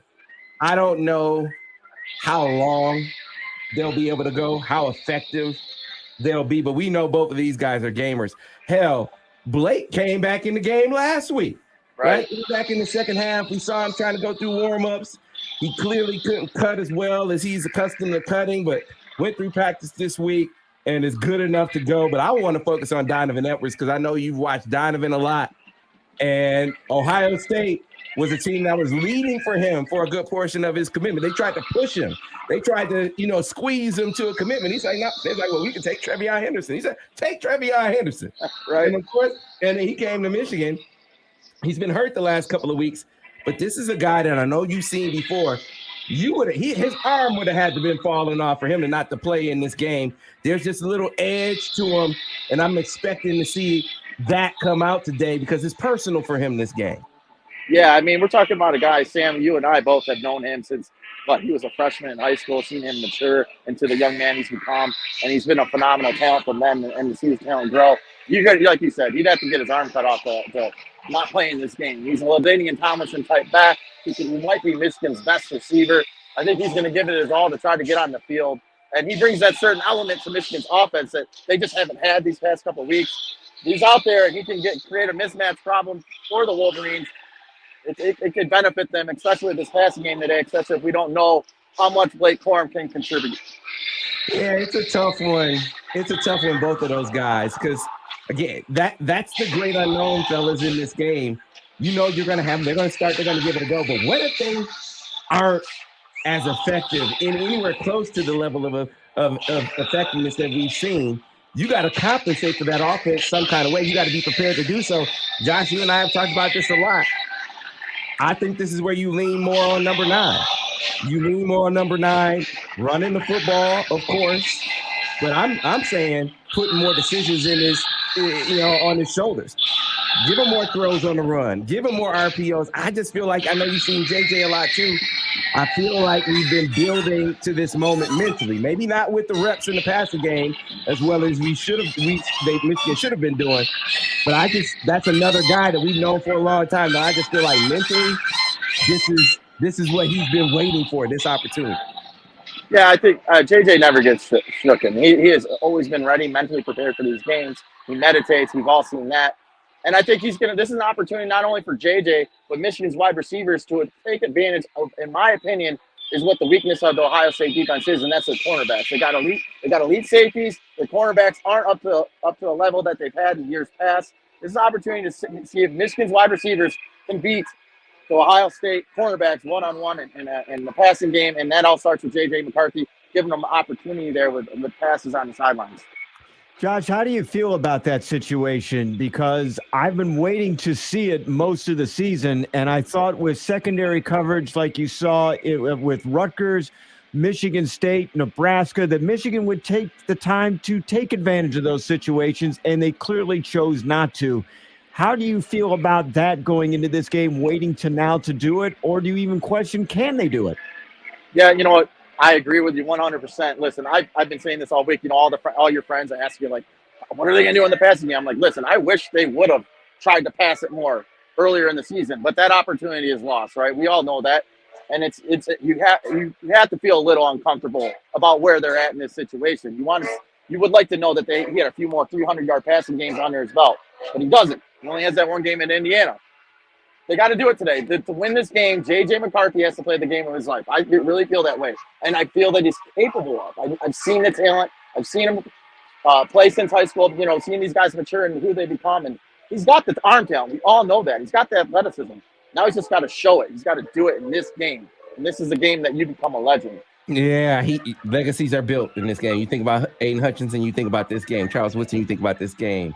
Right? I mean, all the greats. When you think about Drew Henson, you think about this game. This is where you make the legacy as a Michigan player. And you're right when you talk about JJ. I mean, I get the questions. I understand why people might be skeptical of his ability to do it because he flat missed some throws last week. There's no sugarcoating that. The whole passing game was out of sorts. Receivers dropped balls, as you were talking about, Josh. I thought the play callers couldn't find a rhythm either with getting the passing game on track, especially once JJ went out. But this to me boils down to trust. You've had immense trust in your ability to run the football. This great offensive line, Olu has taken it to another level, right? Your tailbacks are elite. Blake Corum is a beast. I'm going to say it again. Loaded boxes don't matter when you got Blake Corum running the football. They don't. The dude runs through guys like they aren't there. But now, what if he's limited? What if he can't do what he's accustomed to doing? Same thing with Donovan. The guy who balances the equation for you is J.J. McCarthy, and they got to be able to trust that. They got to be able to trust him enough to be able to be willing to maybe live with a mistake or two, because the benefit is the big play opportunities through the air, be it improv or downfield passing, or at the very least, the rhythm game with the RPO of balancing the box and keeping the chains moving. You got to give him a chance to cook. I think that's Michigan's key to victory, unless Blake Corum is just Superman and just is near 100%, or he goes out and performs like a Steve. Josh, Michigan's health has been a big concern all throughout this week, but Ohio State had some health issues in their running game as well. Ryan Williams didn't play last week. Trevion Henderson was ineffective in the first half against Maryland before being seen in a boot. What are you hearing on the field right now about those two players' status? Yeah, Ohio State sent out an email prior to the game. Trevion Henderson is ruled out, so is Swiftly Jigma. And so right now, those are two key players, Henderson. But that means Williams looks like he's going to play. So it's going to be like a similar situation, I feel like, with Corum. We'll see how he really plays in this game. Is he going to get the reps that he normally gets, or they're going to have to rely on a true freshman? It's just one of those situations. I don't ever remember this game where you had both backfields just depleted and not know the big what if going into this contest. And it's just going to be interesting to see how Ohio State adapts there, because obviously we know one thing: they still got that elite passing game, and with C.J. Stroud and company. Yeah, man, it shall be interesting to see how it all plays out. We'll check back in with you, Josh, a little closer to game time to kind of see if we can get a glimpse of warm-ups to see how guys are looking. And even once we get closer to game time, you can follow Josh on Twitter. You follow us on Twitter as well. We'll be tweeting out some footage from the field so you can see those guys in warm-ups, see how they're looking, because that's the game. The game to me is the play callers, and are they able to pivot if they have to? That's really what it boils down to. These two first-time play callers, they've had to find their way as much as JJ's had to find his. People forget about that, right? And so this is their moment too. If you have to pivot, can you? That is the challenge to Sharon Moore and the Matt Weiss. Absolutely. And, we have talked about midseason about play calling stubbornness during the game. So it would be a pivot for the Michigan offensive coaches in this one. Will it become necessary? Will it be required to get through? Does J.J. McCarthy had a choke collar put to him during the course of the middle of the season? Hey, man, at the end of the day, I know we got to get out here. Questions, here's not what answers. I know. This is what I know. All right. The man is a ball player, and nothing else fails. Sometimes get out the way. Sometimes get out the way as the coach and let the dude be a ball player.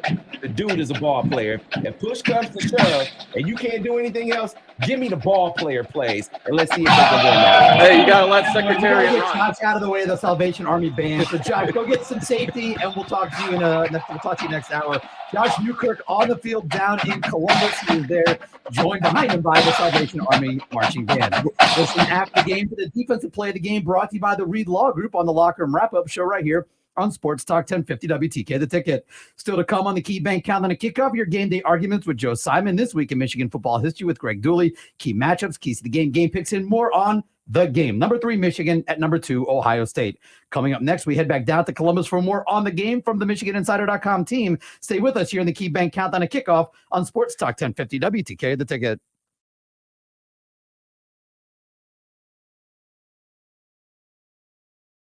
Clear on the radio. That was sweet. That was fantastic. Ms., can you check in with HR to make sure that Josh got his tetanus shot? That was sweet. Steve, you're That worked out, guys. You good? That was all good. no, it's fine. What else if I turned you off? It's fine. Sorry, my ears are warm. Me, This one I can't change the Hey, volume. Newkirk, on. good job, man. Good job. All right, thanks, guys. I'll check back in an hour, and we'll schedule something else. Okay. Okay, sounds like a plan. I'll try to. I'm gonna try to get some shots of at least. I got to get Corum, Absolutely, you do. and then if Edwards and Corum are my top 2 priorities. So Yeah, if you can get a shot or two with your phone as well, because I don't know how quick you can actually get a. well, that's my plan with the boys. I'm gonna try this. My new camera phone. The camera on my phone is a lot better, so I think the zoom on it's really good. So I'm gonna try to get a shot of both guys and send it up to this. I'm gonna text it to them. All right, sounds like a plan. All right. All right. Later. So what about those the prescient WTKA legal presentation on Michigan's ladder of assault offenses? That all worked. That was all very helpful. Interesting how that's going to play out. Until is Bacon listening? Because we don't need no friend that prosecutor friend is. You got the legal insider to help out. On these headsets because I can't do it with my fingers. These are dead, by the way. Oh, they're not dead. Oh, It was working. Oh, it's working. there's nothing in it right now. Oh, okay. You should hear. Okay. You might hear me or you, but No, there's. I don't hear anything. You don't hear me right now? No, I hear you. Yeah, it's that headphones is fine. All right. Steve, what's the? I don't have a pliers on. The knob was taken off and I can't. Too loud. No, it's actually too soft, amazingly. What number are you on? He's probably on headset 4. You put them on real quick. Does that take anything? About loud now. I got nothing right now. You have to turn on the mic to Yeah. Oh, yeah. You don't hear me. So you hear that. I hear you. Is that getting any louder when I do that? Does that get any louder? No. All right. So I don't think that's attached. We Okay. can probably How you plug feeling, it Joe? over here. I'll be How fine. you feeling? You could put me in over there. There are other outlets. Give me some positive energy, Joe. I want you to defend my position that Michigan is going to win this game like you were defending me in a court of law. If I were Make gonna do that case. Sam, Because I can't would do that say for him. They're a zone-based team, and we got to throw the ball. Okay. And we got to throw it underneath, especially. Tell me how we'll do it, Joe. That's what I want you to tell me.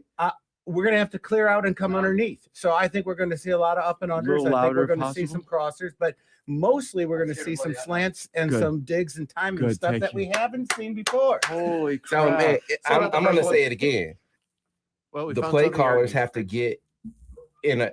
get in a more trustful space with their quarterback. Totally, that's the word I agree with. Trust is the word. You couldn't be more right. Couldn't agree with you more. Sam is Yeah. right to ask you to be positive because I can't be enough. I'm not excited enough. You know, the other thing is you got to be willing to absorb mistakes and still be trusted. Exactly. I just said that a minute ago. You live with if he makes a mistake or two. Cade threw an interception in the first quarter last week. He did. Or last year, I Last should year, say. yep. So it might happen, but you can overcome it. Totally You can agree. overcome it. That's going to segue to Yeah. my And I opening. like this. You know, they have avoided using Roman in a matchup game as much as they should have. The role definition at receiver, I think, has been lacking. They're sending everyone deep, and not everyone is a deep ball guy. Oh, totally agree with that, Sam. Yeah, I think I was saying that with you last week. I agree. You can't limit it to just goes and verts. You've got to do more. Well, I'm We are saying back on the radio in about a minute. I'm saying who they send on downfield routes. It's not everyone's forte, and we don't see Roman do them enough. Is my point, especially when he's drawing routinely the third or fourth best guy on the other side. You know, call 3 or 4 shots for him What's up, per Zach? game. What's up, fellas? How you doing? How you doing, man? The professor. Good. I tried to we're on step the- outside the stadium and to find somewhere I could do this call, and I got locked out. So I'm officially locked out of the stadium. Reporting live from the stairway. We are going live on the radio momentarily, and then we will get you back somehow into the building. Yeah, call Alejandro. He'll let you back in. That's my worst Yeah, I was gonna say. nightmare. Turn your phone landscape. Turn your phone sideways to the landscape. All right. Yeah. Oh, there we go. There you That was go. better. All right, Yeah. stand by, everybody. We'll be back on the radio. Stand by.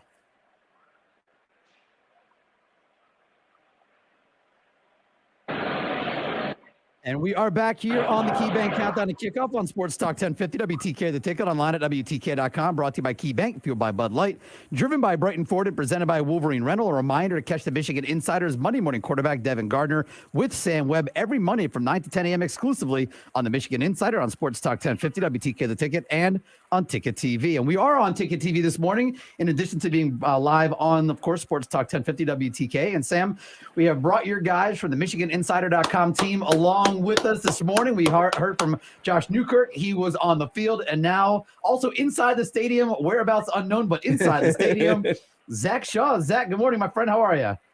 I'm doing good. I'm technically just outside the stadium. For those who can see, I'm in a stairwell. I got locked out, so new experience. That's what they do to folks who cover Michigan there, right? But Zach, I'm curious your perspective heading into this game, because a lot of focus on the availability of Blake Corum and Donovan Edwards. Both guys are going to give it a go. But if Michigan is limited, the readiness of your quarterback and JJ McCarthy for this moment. A lot of skepticism nationally about the passing offense and his ability to execute on the downfield passing game. I'm curious what your thoughts are on that, and what your feel for this game is as you have sat through a week of listening to the press conferences and the players. Yeah. I mean, I hate to sound so blunt, but like, you recruit 5-star quarterbacks for games like this, right? I mean, this is a rivalry he cares about. I mean, he grew up a Braxton Miller fan, but said like this is a game that he's always been watching. So big opportunity for JJ McCarthy. I think I disagree with the national notion that he's underwhelmed or anything, but the numbers are quieter than maybe people expected ahead of the season, and especially how he looked against Hawaii in a non-conference play. So huge opportunity for him, because even if Blake and Donovan Edwards go, I mean, you're probably going to need to pass to keep up with Ohio State in this game, based on what Ohio State's defense is good at this year, which is a lot more run defense than pass. Seems like teams are actually able to throw the ball. I think the big thing for him is people talk about the downfield passing, and you don't want to not take shots, but he's really efficient at the mid-range, the intermediate, the short-range throws. I mean, play action stuff. He's 6th best starting quarterback in screen pass efficiency this season in terms of yards per attempt. And that's a testament to his receivers, tight ends, running backs, and the perimeter blocking. But he's someone, I mean, he's really successful at those, what I would call high percentage throws. The shots downfield, they're not clicking very often. It's not easy for any quarterback, but it does seem like Michigan's struggling there. So in my opinion, this is a game where you try to do what you do best as a passing offense. Ronnie Bell is excellent at creating separation in a hurry, 5 or 10 yard routes. I think Roman Wilson is as well. And that's not even talking about the tight ends, the running backs. A guy like A.J. Henning is someone who could be pretty effective in those kind of passes too. So, yeah, I mean, it's a big opportunity, but, my key for this game, talking about getting the meat off the bone, is stick with the stuff that feels like has been successful for Michigan this season. The deep shot, if it's there, you take it. But really, I think Michigan can throw the ball effectively with those short-range, intermediate throws, because I've looked at Ohio State's cornerbacks, watched what they've done this season. I mean, they used to have a first-round draft pick every year at corner. I'm not seeing that much talent from the quarterback room for Ohio State. So I think there's an opportunity here for the Wolverines. Let's also not forget the reason why a change was made at quarterback, because J.J. McCarthy gives something that maybe Cade McNamara couldn't do in the Georgia game, and that was escape the pass rush. Ohio State's got some good edge pass rushers. Watching the Maryland game, Talia was very good at being able to sidestep the pass rush and then have his talented group of receivers get open. Sometimes you need that extra second. I think J.J. McCarthy does a pretty good job of that as well. What do you think, Zach? Yeah, he is, and I think he keeps getting better at it. I think that's something, his pocket awareness, I think, has continued to improve to the point where, it's not necessarily a concern. Like, will the pass protection hold up?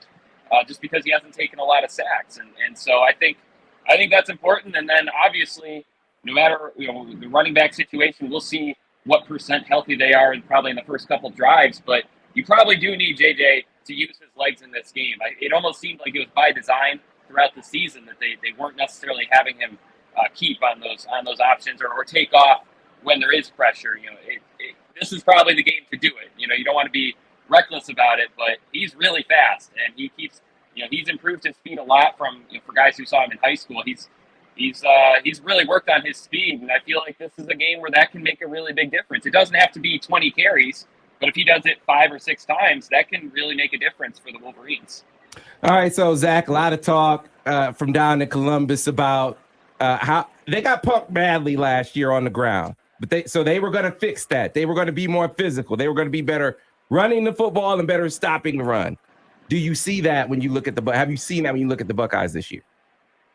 Yes, but they also haven't faced a top 30 rushing attack this season, and that really surprises me. Excuse me. Too cool for that.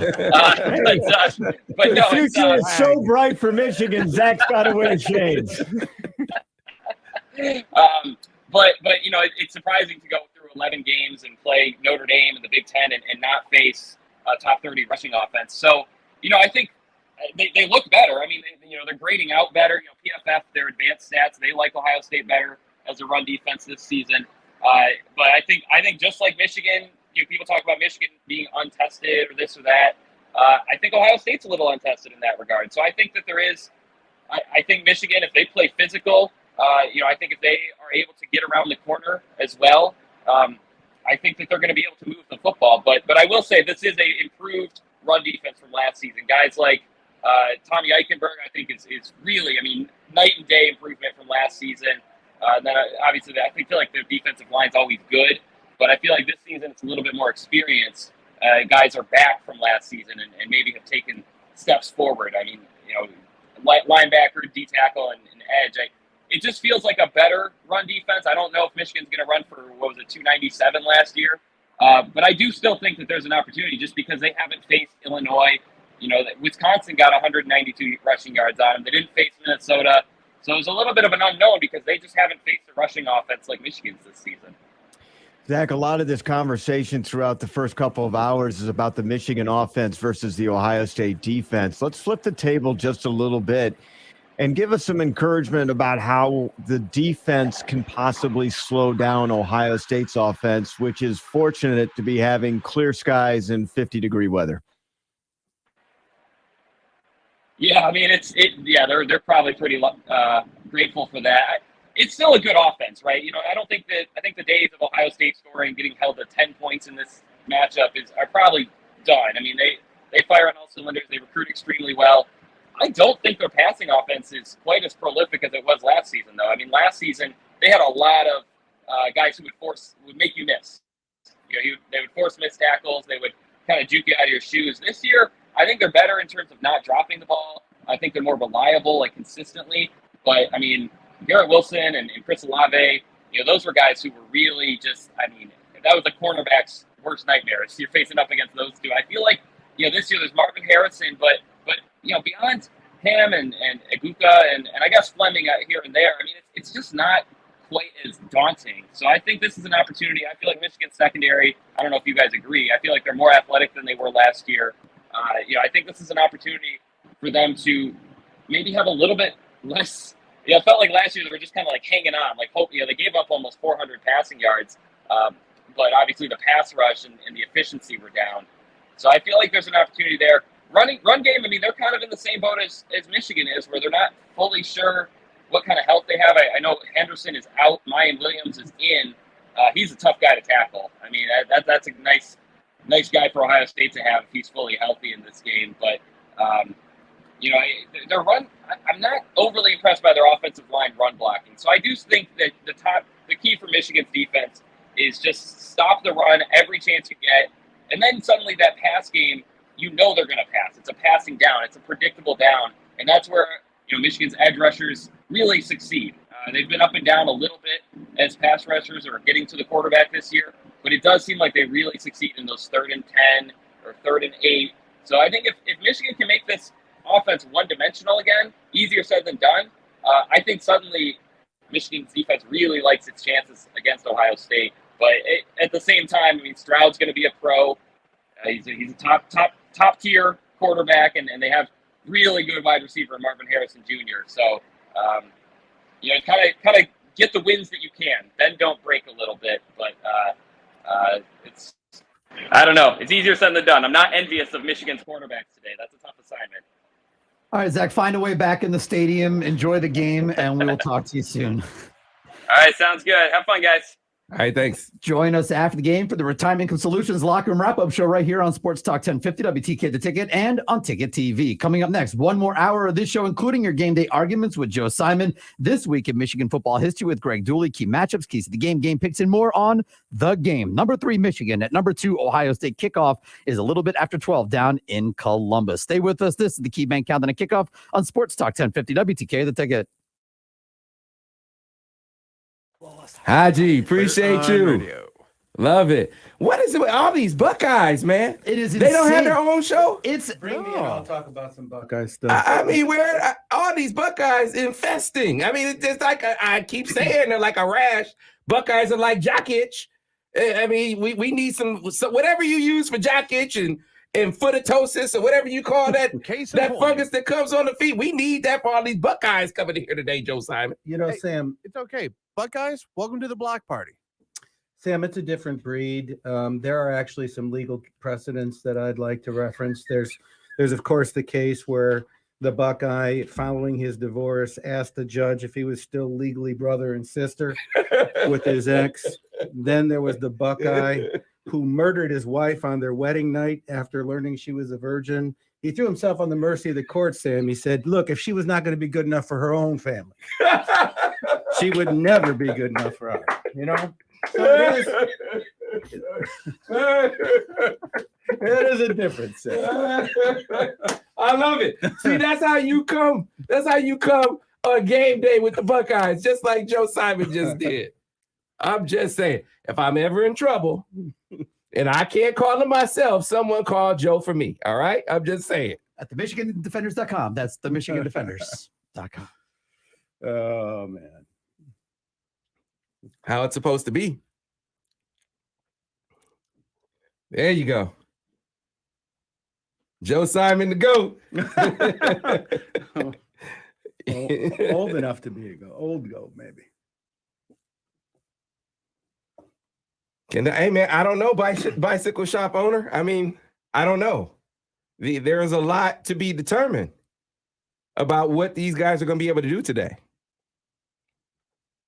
Buckeye podcast is boring as hell. That's why they're here. Okay. Okay. We get that. That makes sense. But see, Zach Smith has a podcast. He could be so creative. He could open Amazon packages live. Zach Smith, if he did a podcast about dildos and PPOs, then it would be fitting. Then it would have an audience. But a podcast about football without actual football. See, we get actual football guys on our shows. He's not a football guy. He's a porn actor with a podcast now. That's what he is. Not a coach. I'm just saying. He's a poor man, the Amazon package receiving version of Brian Ferentz. All right. Vinny has praise for Joe. That's our guy Vinny in North Carolina right there. Vinny, We're all thanks happy for that Joe is with us for the because gift a as well, too. few weeks ago Joe might not have made it. So we want to thank Joe for being with us. Yeah. His How about driver that? is still on my desk in my office. I think about it every day. My trophy. And I still have my issues with my neck where I might be doing that from time to time, but grateful to be here. That was the number one thing we talked about at the Thanksgiving table this year. So grateful to be here. All right, the top of the hour hits in about 2 minutes or 2.5 minutes. And then we'll be rolling. I mean, so this is by the way, blocking the Buckeyes does not preclude them from watching and listening. It only precludes them from posting. Yeah, which I guess some people might want to read that. I don't think we want to see it. Yeah, I actually like Buckeyes being here. You help our numbers, Buckeyes. You just can't participate in the chat, but you can watch. Oh man, I love it. Listen, isn't that also a see? Now here's the thing. Assuming Michigan wins this game, come on back, Buckeyes. We'll let you be in. You can talk all you want at that point, Buckeyes. Just saying. So yeah, I just have this sneaking suspicion though that they'll be here if Michigan loses. They'll be absent, nowhere to be found if Michigan wins. Oh, there's no question. There will be crickets from Columbus. Well, I'd say there'll be crickets from Columbus, but we'll be watching it burn if they lose. They'll probably burn either way, either in celebration or there's a lot of Philly in Columbus. When you talk to Phil Martelli and he talks about how Philly's reacting to games, there's a lot of Columbus in there. I just know I've never been in on a Buckeye program. I've never watched a Buckeye podcast, a Buckeye stream. I watched about a 45-second clip because it was sent to us, and it was about you. Yeah, that's the only one. Yeah, that's the only one I saw too. The funny part is when the guy says, "I don't watch," and then he quotes like half of what you said. Right? Like, but you don't watch? He's probably watching right now. He's probably one of the guys that we got that has been. He's blocked. certainly not coaching, so of course he's watching. Just like he's an armchair quarterback. His qualifications just happen to be a little bit. I didn't know your qualifications, your background could be vivid video, and you could actually coach. I guess that works at Ohio State, right? It works at Ohio State, not anywhere else. Or no, I should just say Ohio State. It works when you work for Urban, right? Because he worked at Florida too, so I get it. Maybe Zach Smith is the origin of the Florida or Ohio game. He pulled off in both places. He did, didn't he? You know, back in the 70s, Woody had a show, and it was a painful watch because Woody was using that really soft fake voice throughout the show. And it would be like a ventriloquist. He'd have his players come up there and like little puppets saying exactly what he told them they could say. I wonder if that's on YouTube somewhere. No, that's more. No, they poop in coolers. That's their heating. That's how they I think they do it all in coolers. Ira. Hey man, we are in the hour open now. Haji, I love it. That makes my week. Buckeyes talking about me and trying to bring some heat. I love it that way. Keep it coming. I just want the same energy if they lose because we didn't hear from them. They got beat down last year. They disappeared. It was amazing. They disappeared until like 2 days ago. I love our people. Steve, love it. With a great name like Steve, you know I'm going to love it. I'm going to love it even more. Ferris isn't wrong either. He's not True. wrong. Right. There's a lot of truth in that. Right. Brian says Zach is Earl Bruce's grandson. That's the point. Nepotism. It's the nepotism. He wishes he was as good a coach as Brian Ferentz. That's pretty bad. That's pretty bad. Right. He makes Brian Ferentz look like a great coach. Say that again, Mr. Weintraub. Zach Smith, the actual king of nepotism, makes Brian Ferentz look like a great coach. But now we're going to drop talking about this. I don't want to get Steve in any trouble. He's just going to eat over there and stay quiet. Ferentz beat Ohio State. That's true. Why he still has a job. Well, it's not why he has a job, but it's the last source of credibility. Well, when you're there for 50 years, you can. I don't know about Brian. Oh, just the son. Brian schemed on Ohio State's defense and scored 50. An improbable action, but it happened. I just loved how that game yesterday, they talked about how Iowa's biggest comebacks of the season were 3-point deficits. By the end of the game, they were talking about Iowa's biggest comeback of all time, which they nearly did. It was 21. And they nearly came back from 24. All right, Miz, we have about a 30 But did the seconds team here. just walk in? The team was the team got there Thanks, Haji. 20, 30 minutes ago, maybe onto the field. I can't wait for this freaking game. 2 hours, Sam. You got to wait. I can't 2 wait hours. for this freaking game, man. I know you've been really close to needing this to the dumb button a couple times. If we're being real specific, 2 hours and 9 minutes till kickoff. Yeah, that's What right. do they say? Is it 12, they say 14 12, or- 14? Yeah. That gives me 14 extra minutes to get home and lose my mind. About 12 o'clock on the nose. You have 2 hours of pregame. You don't need 14 more minutes of pregame. How about that? Let's Talk about get the it going. networks, of course. Hey, so Well, don't you know they got to move check everyone this out. inside the stadium? check this out. So you guys are all invited if this happens. So I'll show it to you people. I'll show it to you people a little bit later. But I got this message after. All right. The highlight package That's is what- finished up. All right, guys. So that tells you how confident they are All right. Stand by, guys. about the message. Ira, we got some. I know. Tell me we got a bottle. Joe delivered my bottle for me. Standing by. We're all standing by.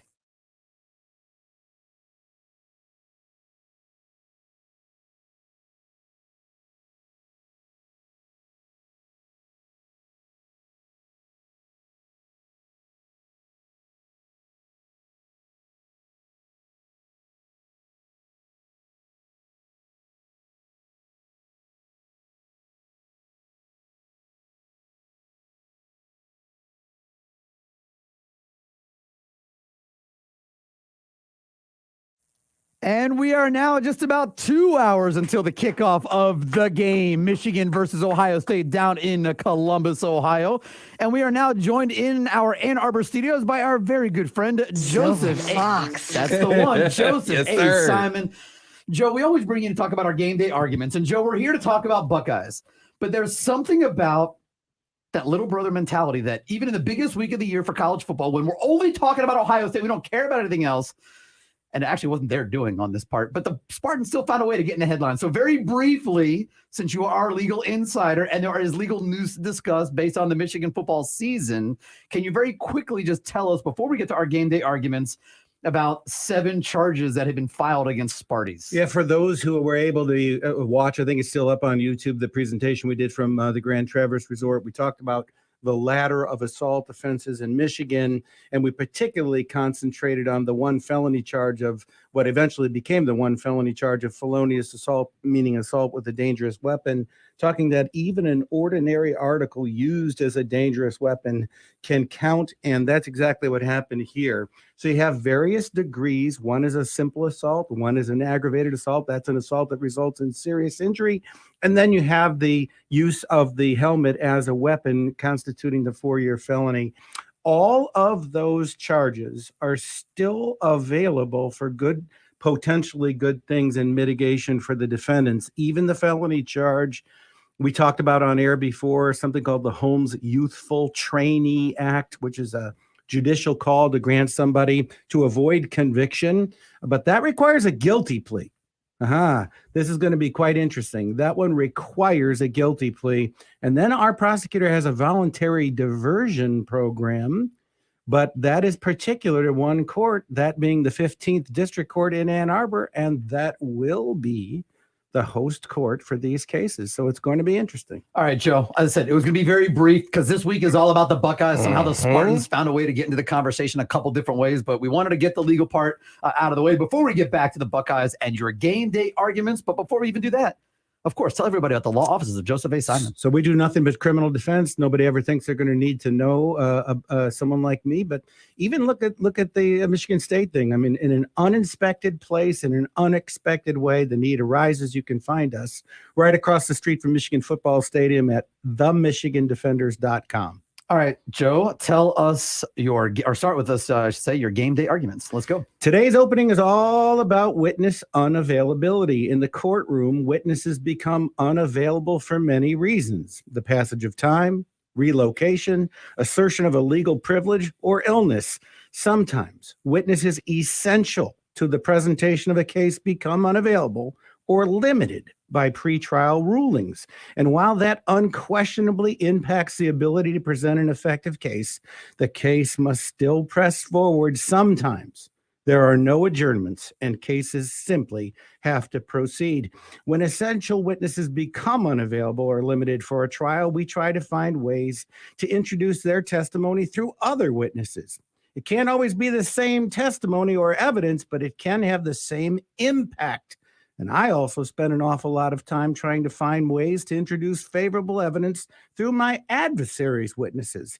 And if I can't do that, I have to find ways to limit their witnesses. Bringing all that now to the gridiron, it's likely we won't have all the witnesses or players, if you will, we want for today's game, or at least not at full capacity. We're going to have to present our offense in particular through other players looking for the same impact. We're going to have to incorporate our receivers more and place a heavy reliance on our quarterback.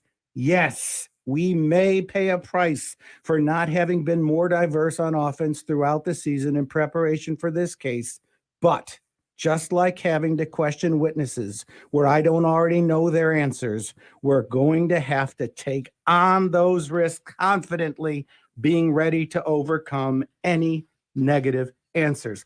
Last year, in summary, I offered that we would need to outcoach the Buckeyes, and I argued that their in-game coaching and adjustments might be the best in our conference. I was all too pleased to come on the air after last year's game to emphatically state we did outcoach the Buckeyes, and I have been encouraged all season long at our in-game coaching adjustments this year. It's on our coaches today to present our best case without the witnesses we'd like to have, or at least have for the whole game. This is the situation we're in. There aren't any adjournments. Look, I'm right there with you, Joe. I felt like last week, especially in the second half, when we talk about how inconsistent, how out of sync the pass game was, it wasn't just your quarterback missing throws, wasn't just your receivers dropping passes. I thought the play callers couldn't establish rhythm play calling either with the pass game. And you look at their first down play calls. I mean, you thought Illinois is belligerent in trying to stop the run in the first half. It was worse in the second half. They were absolutely certain that Michigan could not throw the football on them, and they loaded up against the run even more, and Michigan kept running it. And so you think about their first down runs, it was like 2 yards, 3 yards, 1 yard, -4, 7, and then 1, 1, and 1. They were getting behind. It was second and long every single time. They eventually pivoted a bit and started throwing more on first down, having some of their man beaters and the crossers and whatnot. But what it said to me was the trust factor for the quarterback just isn't where it needs to be. 1 RPO in that game. 1 RPO against a team that was loading the box incessantly. I don't think with a limited Blake Corum and a limited Donovan Edwards, unless those guys are Superman and they are playing like they're 100%, you got to do things from a play call perspective to do a better job of taking advantage of the loaded box. That is on the play callers this week. I emphatically agree, Sam. I think this has been true for a few games now, maybe really most glaringly in the Nebraska game coming forward. And it wasn't just that we kept trying to run, but more importantly to me, it was the passes we were the pass attempts we were calling, you talk from a play caller's perspective, they weren't exactly the concepts that I would have liked to have seen. And I use the word marginally sophisticated. I didn't even think we were marginally sophisticated when we talked about this last week. Today, it's got to be a very different thing. And I think the Buckeyes set up well for that. They're a base zone defense, Sam. There's a lot of stuff that we can do to create that, especially if we create what I'll call our over-under game. If we can move vertical receivers vertically and open things underneath, and trust is the perfect word. Trust our quarterback without fear of mistake. If he makes mistakes, don't give up on it. We're going to need it. Look, you asked a question earlier this week. Was JJ brought in to be a game manager? Mm-hmm. No, he was not. That's not why we had a quarterback battle. No, that's not what we sought out to do. Yeah, and that was me. It was kind of a rhetorical thing because I don't know what they think. I mean, the play calls would suggest that their level of trust just isn't there yet. That's the assumption that you make. Or is it just that the running game is just that good? Maybe it could be that, but we'll find out today. We'll find out exactly where the trust factor is with JJ, because I think they'll have to trust him more to win the game. And this is what I thought was going to be the biggest difference going from K to JJ. More than his ability to run and the big arm, those were obvious. The less obvious difference, at least to me, was going to be, they're definitely going to put more on his shoulders as a playmaker. When you're a play caller and you call an RPO, you're saying, go make me right. Go make me right, Joe. Right. Go make me right. That wasn't Cade's thing. And that's not, I said earlier in the week, that's not to disparage him. Wasn't his skill set. It wasn't his skill set. But JJ, it feels like he's very comfortable with him, right? And you look at what Georgia did to Michigan in that bowl game and say, y'all want to load the box against us and make the quarterback beat you? Fine. We're going to say RPO him 20 times if we have to. And Stetson Bennett was a maestro. And I was like, JJ's going to be able to do that. And they haven't done that with him yet. Sam, I asked you a question on air at the Grand Traverse Resort, and I'm going to ask you the exact same question. You answered it definitively.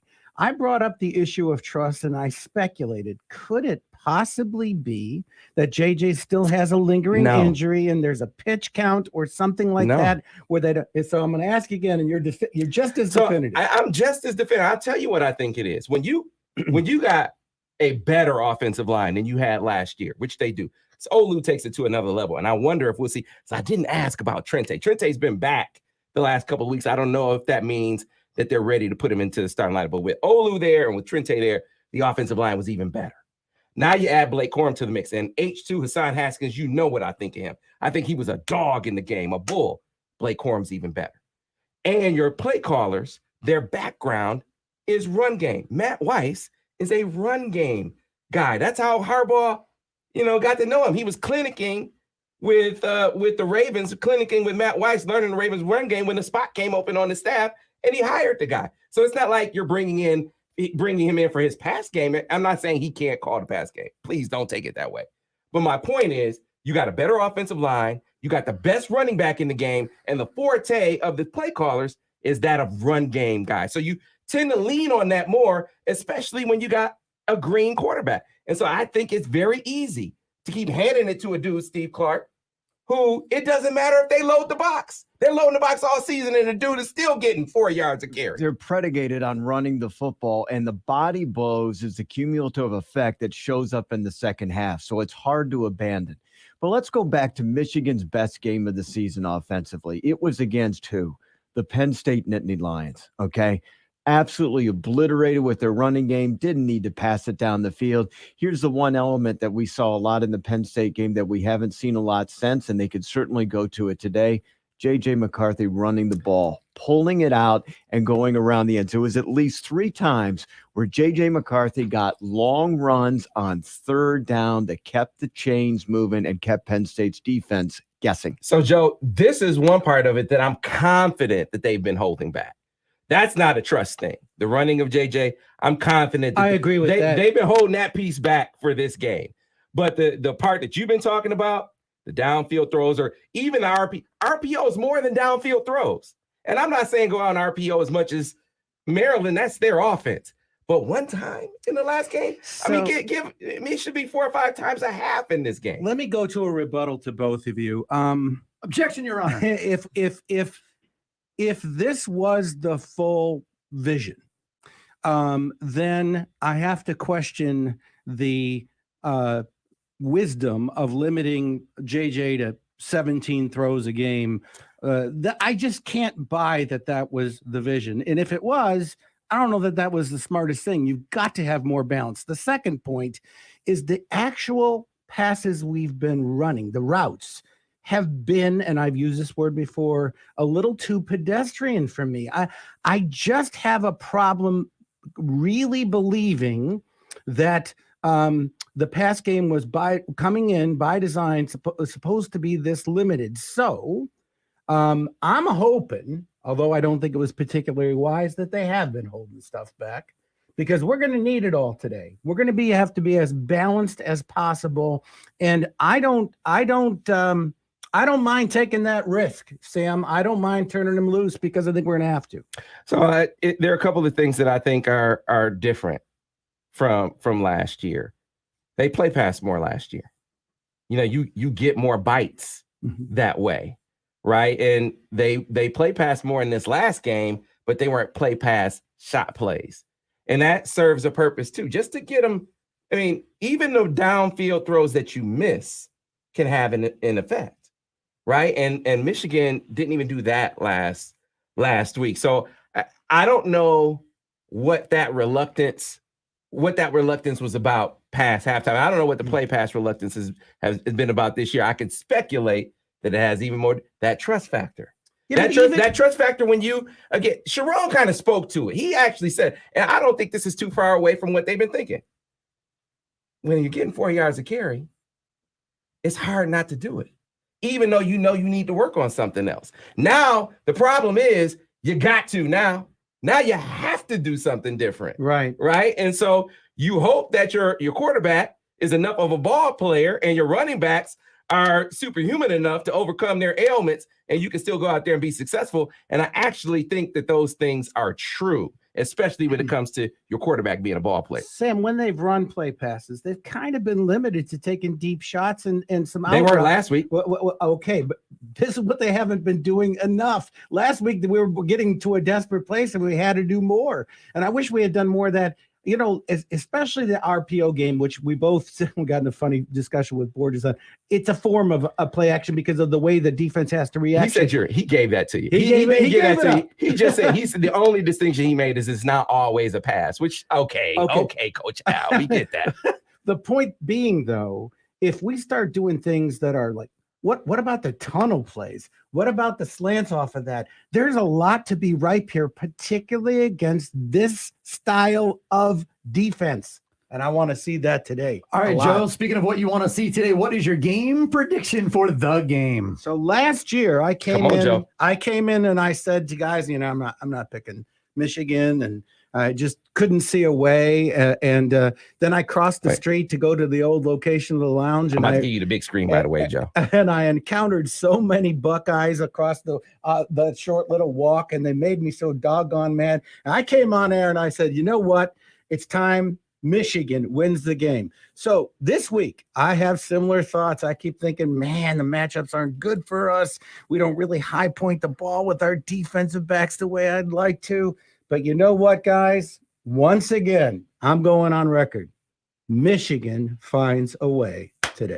Silver Fox. That's right. All right, Joe, tell everybody about the law offices of Joseph A. Simon. You can find us at themichigandefenders.com, right across the street from the big house, where we were pleased to be able to host the Victor's Lounge this year. I hope to do it again next year. And you know what? It's going to be a good game to watch today. If you're a Wolverine, this is going to be a more enjoyable day. Maybe your expectations are low, and you can just watch it unfold. But I'll say this one last thing. I grew up on the 10-year war. I was born here. I've lived here my whole life. I will say this. If we can do it again, if we win 2 in a row, boy, have we reestablished this rivalry. Boy, have we reestablished our national footprint. And it'd be awfully fun to go back to Indy with you guys. It sure would, Joe. It sure would. You know what? We might be throwing an impromptu party in Joe's garage if Michigan gets a couple more wins. Love that. This weekend and next Saturday. Thank you, Joe. Enjoy the game. It is now time for This Week in Michigan Football History from mvictors.com. Here is the professor. Here is Greg Dooley. This week in Michigan football history with Professor Greg Dooley. Good morning. To lead off, we wish a happy birthday to 2021 Big Ten champion Hassan Haskins, who turns 23 today. Mr. Haskins knows a little something about playing Ohio State. And today we have a huge one down in Columbus, another chapter in our storied history. These days, there's no question about the identity of Michigan's biggest rival. But back in the late 1800s and well into the Fielding H. Yost era, public enemy number one was the University of Chicago and its famed coach, Amos Alonzo Stagg. While today we play the game after Thanksgiving, did you know Michigan used to play on Thanksgiving Day? Just like my and Sam Webb's beloved Detroit Lions.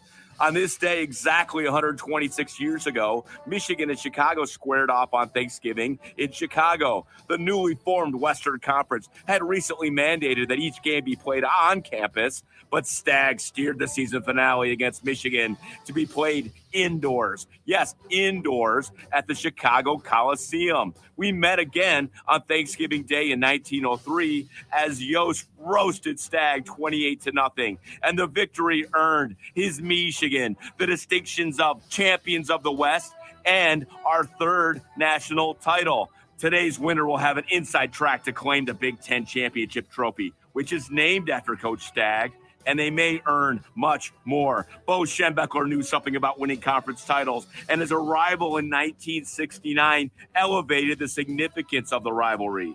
Bo won the 10-year war, and Michigan won the decades of the 1980s and 1990s. But things turned against us as we entered the new millennium. We took the 100th edition of the game in 2003, and on this day exactly 11 years ago, Denard Robinson and Captain Mike Martin took down the Bucks in 2011. And who will ever forget what happened just 12 months ago when our birthday boy, Hassan Haskins, found pay dirt 5 times and left the Buckeyes dazed, confused, and unquestionably vanquished. Let's do it again. Go Blue. Scalp those Buckeyes. And for more, check out mvictors.com and WTKA.com. For the KeyBank Countdown to Kickoff, this is Professor Greg Dooley. Thank you, Duels. Listen after the game for the defensive play of the game, brought to you by the Reed Law Group on the Locker Room Wrap-Up Show right here on Sports Talk 1050 WTK. The Ticket. Coming up next, one final check-in with the MichiganInsider.com team down at Ohio Stadium. So we'll go to the giant toilet next here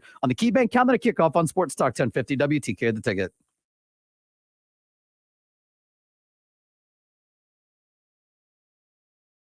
Clear on radio. There used to be a toilet seat that when you lifted up the lid, Flushed twice. It's a long way to Columbus. Yeah, I got that as a gift from my parents years ago. We don't have it anymore, or they don't have it anymore, but they had that for years. There's another one that says directions to Columbus. South until you smell it, east until you step in it. I had that bumper sticker, which was funny because I lived in Maryland when I had it. Mm-hmm. So it's really north until you smell it and west until you step in it. Sure. But yeah. Oh, I love that. Those are great. Is there a Columbus, Maryland? Columbus, There's Virginia? a Columbia. No, so when you're driving north out of DC and Rockville, where I'm from, of course, you're driving 270 north, eventually drive up here. And one of the last towns before you hit Frederick, Maryland, which is where you take I-70 west, is Buckystown and Urbana. And it looks like Buckeyes town. So that's close enough for me that it's that's like my version of Columbus in Maryland, basically. That's my least favorite exit in all of Maryland. It's not even a rip on Champaign Urbana, although I kind of lumped them into it because Urbana is mentioned. But yeah, there's a Buckystown or. How much longer left in this break, Miz? Miz is not there, but I will tell you that there's a few minutes left. You're good. Cool. It's like Dan needs to know that Corum will play. That's the word. Yeah. Everyone's reporting it. He's been on the field, it sounds like, but even Bruce Feldman followed up saying he's confirming reports that he'll go, but we'll see. I mean, it's all a matter of how much any of. I was at the U of M Club of Greater Detroit bust on Monday, Beat the Buckeyes bust on Monday, and I had Billy Taylor, Andy Canavino, and Mike Martin on the stage. And one of the things that I brought up is because everyone's asking about Blake and Donovan and everybody else. And I'm like, I looked at the guys on the stage and go, how many of you were healthy for the Ohio State game? Of course, nobody raises their hand because nobody's healthy at the end of the year. It's a matter of, are you close enough to healthy? And they are going to play. They're going to try to play as best as they can. And if they can give it a go and be, what they expect to be, then Michigan's going to be in great shape. If they're a little limited or a lot limited, then we're going to have to go from there.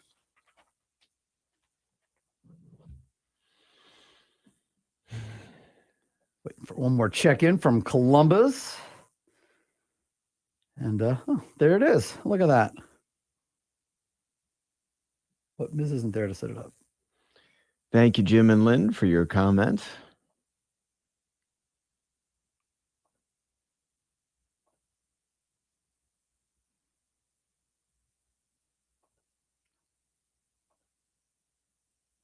Oh, my computer is so slow today.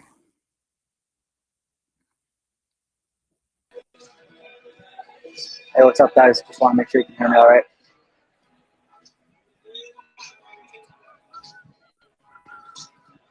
Testing. So for Antoine and everybody else that's asking, as you can see, Alejandro on the field. We were going to get to him momentarily when we get back on the when we get back on here. Alejandro.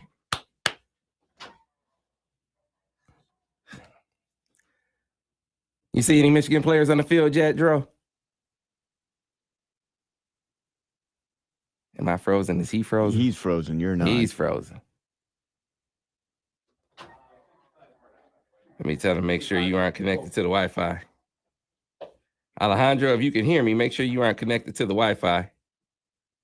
Oh, yeah, he is definitely frozen. Oh, there he is. Hey, Alejandro, make sure you aren't connected to the stadium Wi-Fi. And unmute your mic. And unmute your mic.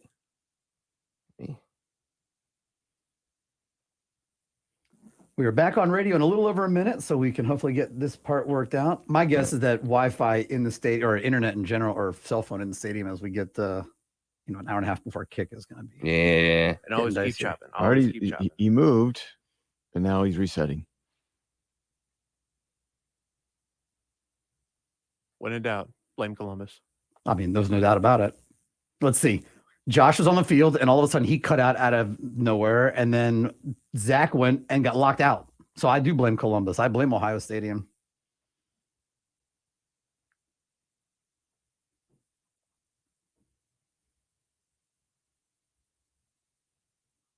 Also, game day can't have all the fun. Hold on.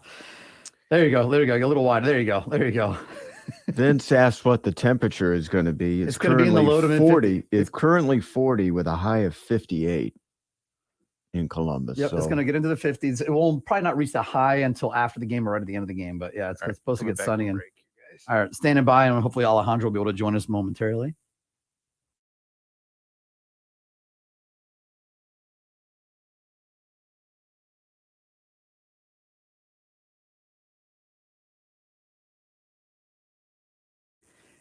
Catch the monster moment of the game every Monday at 7:25 a.m. on the Michigan Insider with Monster Tree Service of Ann Arbor. Last week's monster moment was Jake Moody's 35-yard game-winning field goal in the closing seconds of Michigan's 19-17 win over Illinois. That's the monster moment of the game with Monster Tree Service of Ann Arbor every Monday at 7:25 a.m. on the Michigan Insider, right here on Sports Talk 1050 WTK. The Ticket. We are here on the KeyBank Countdown to Kickoff, brought to you by KeyBank, fueled by Bud Light, driven by Brighton Ford, and presented by Wolverine Rental. And we are now joined by Alejandro Zuniga from the MichiganInsider.com team. Although his microphone, there we go. Alejandro, you ready to go? And you are on the field down in Columbus. How's it looking down there? How's it going, guys? It's a beautiful day for football. It is sunny, warming up. Players are on the field. Music is pumping. I'm sure you can hear it behind me. It's gonna be a beautiful scene for this fantastic football game. Very excited to be here. So Alejandro, I'm curious, have you been able to spot any of the Wolverines that we talked about as the walking wounded? Blake Corum, Donovan Edwards, Mike Morris, Schoonmaker, Trevor Keegan. You seen those guys yet? Yes, sir. All but one. The one I have not seen yet is Blake Corum. That being said, Donovan Edwards is here. He came up, flashed a smile as he's wont to do. Does have a cast on his right hand, so that is something to keep an eye on. He's got a cast that's covering up his right thumb. It is impeding his hand a little bit, but he is going through his full warm-ups. Mike Morris ran onto the field, leading his position group out there. Schoonmaker ran out on the field. He's warming up. Trevor Keegan's out there. Junior Colson's out there. Just about everyone I've seen who was doubtful or questionable or we weren't sure. The only player I've not yet seen, I know Blake Corum is here. I've not seen him come out to warm up just yet. Alejandro, that's great news about all the Michigan players that are back. You're talking about the people playing on the field. Let's talk about the people off the field. Have you seen any pathetic people in Columbus or people dehumanizing themselves, people that just make you shake your head and say, boy, I'm glad I live in the state of Michigan? You know what? Ever since about 8 o'clock last night when we made it into the state of Ohio, I've been shaking my head. So it's really been since then. See why I love this dude. You see why I love this guy? This is my guy. He understands. But on a serious note, Alejandro, we've sensed all week the focus on JJ McCarthy. I mean, we expect Blake Corum to play. You mentioned Donovan Edwards, the cast on his hand. We don't know how much those guys are going to be able to give, right? How long they're going to be able to go. That definitely puts more of the burden, it would seem, on JJ McCarthy. And I'm curious what your impressions were of him, hearing him speak this week. What kind of vibe did you get off of Jim Harbaugh in that regard? What was your take talking to the coaches and players this week? Hey, I mean, this is a team that's a run-first team, right? And that's not going to change. I don't think even if Corum can't go 100%, even if Donovan Edwards can't go 100%, this is a team that has gotten to 11-0. It got to the college football playoff last year, beat Ohio State last year. How'd they do that? They did that by controlling the line of scrimmage. They did that by running the ball. Do they have confidence that JJ can win this game if he needs to? Yes, absolutely. Is he going to need to do more than he did against Illinois last week, than he did against Nebraska, than he did against, say, Michigan State? Absolutely. You know, he needs to have probably his best game of the season, put up numbers and efficiencies to a level that he did in the non-conference part of the season against one of the better defenses Michigan's going to have faced this year. That being said, the impression I got from everyone we talked to is we are not changing our identity as Michigan just because Blake Corum is not going to be at 100%. We are going to try to control the line of scrimmage. We are going to create holes for, if it's CJ Stokes, if it's Donovan Edwards, if it's Isaiah Gash. I mean, I hope it's not Isaiah Gash. No offense to him. Oh. But that's the identity of this Michigan football team. See, that's what you get from Dro. You get to the honest analysis, too. You got to appreciate that, right? What about this Michigan defense? I mean, it's not like Ohio State is coming in here totally healthy. Trevion Henderson out again. Jackson Smith and Jigba might as well. He's getting ready for the draft, right? And so this defense, though, going to be tested more than it's been tested all season. Even without those big-time weapons, still a lot of weapons on the field for the Buckeyes. Yeah, man.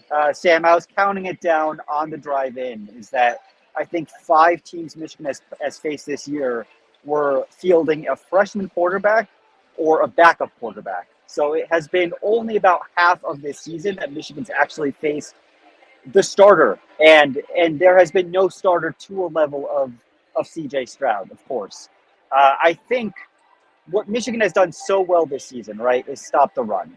And Ohio State, while you think of them as this air raid, pass-heavy offense, they have been a little bit more balanced this year. In fact, they've run the ball this year more than they've passed the ball. So if that front four, if they can form that run wall that Jim Harbaugh has talked about so much, if they can turn Ohio State into a one-dimensional offense and let the back seven key on the pass instead of needing to focus so much on the run, I think that's where they make their money. You know, Ohio State, they're going to hit some shots. Marvin Harrison Jr. is a fantastic wide receiver, the likes of which, the college football landscape, there aren't many Marvin Harrison Jr.'s.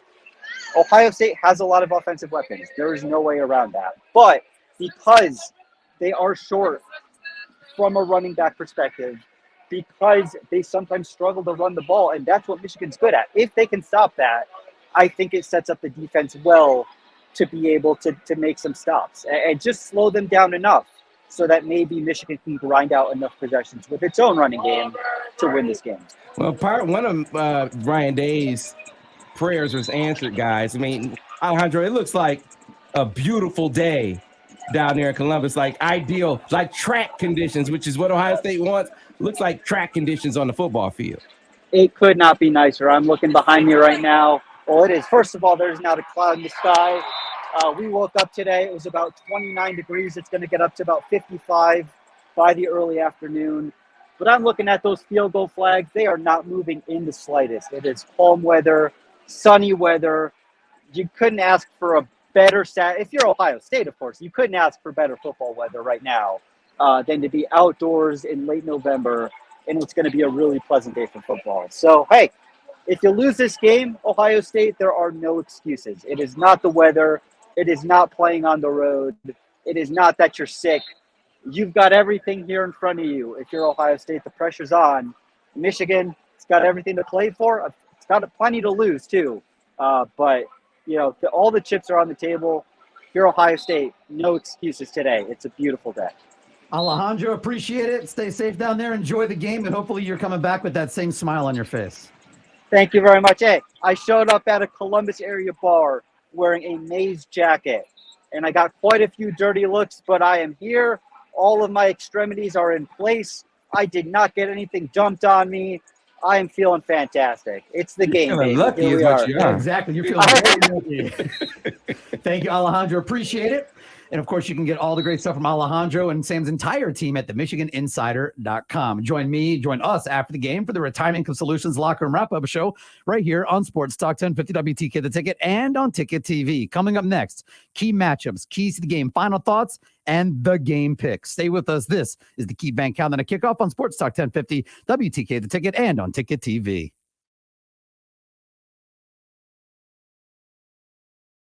About 10 minutes. Hard out is 55. That has been those live look-ins have been Those are great. outstanding. But people, we can't do that every week. I mean, we just can't. That's we not can't. a doable thing every week. This is not a doable thing every week. You guys should do this every week. We'd love to. I mean, this is an undertaking, people, especially when we're doing a home countdown to kickoff inside Joe's garage. Technology is not quite ready for that one yet. Yeah. Plus, here's the thing: when we're doing it in the studio, there's only one of me, and I can't change how I look on the shot. You see that? There we go. Yeah. I mean, I can't zoom on StreamYard. I mean, I can dry erase board. You get a dry erase board and change the message like every time we come back. But at some point, I'm going to run out of ideas. So. Has that been over my shoulder like the whole time? No. He was waiting in a little bit in the last segment, and then I had him put it up there. But game day can't have all the fun. The people on TV can't have the fun. We got to have some fun as well, too. I do not regret. I have a cutout at home of Gracie, and I was going to bring it in to put it probably over there. A live studio audience. Basically, a live studio audience. We now have 2 Mrs. for our live studio audience. That's one too many. Maybe 2. Man, I can't believe how many. You know what I wouldn't be doing today? If I wasn't doing this show, I wouldn't be on any Ohio State broadcast, podcast, preview. And these people have been coming through in droves. They literally have nothing of their own to do. This is like their life, their heart and soul. But they do. They got herbs and herbs on those TVs. You would think. They got herbs and herbs. They don't need us. Yeah, here they are because they have no lives. I wonder if we had any Sparties watching too, because we probably did. My man said, "Don't make me watch a herb." Don't make you watch Herb. Look, big games for sure. Big games for sure. Will because this has been. Hey, I tell you this. Here's what we'll do.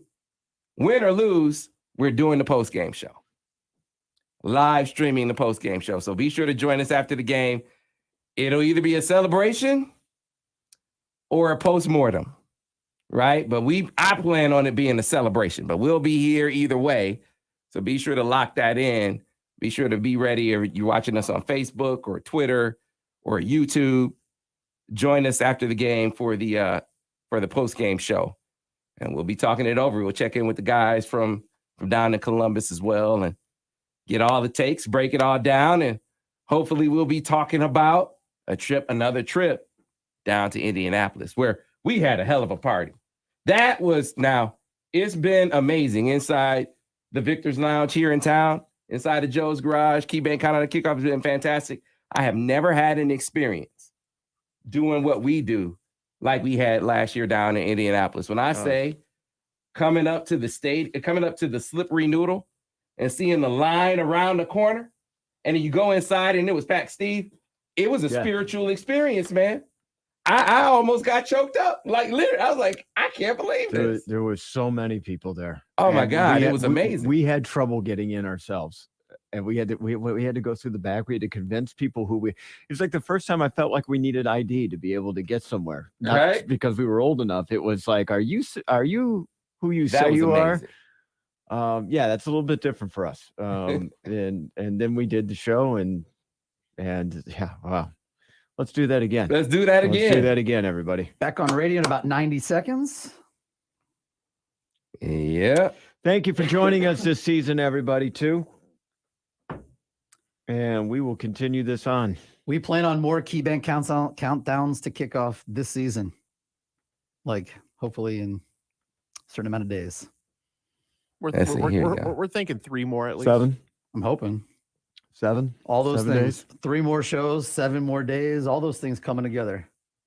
By the way, for those that haven't seen the news, Matt Rule is official to Nebraska, and Hugh Freeze is as soon as Auburn loses as soon as the Iron Bowl's over, it sounds like they're going to hire Hugh Freeze down at if Trev Alberts can spend $7 million on 3 weeks. Freeze is going back to the SEC. He's going to be at Auburn. Yeah, he's going to be at Auburn. See, they're going to root it. They clearly just don't want to deal with Deion. Because Deion Sanders would freaking crush it at Auburn. He would freaking crush it. That is them making, we don't want to deal with that. That's exactly what they're saying. Because Hugh freaking Freeze?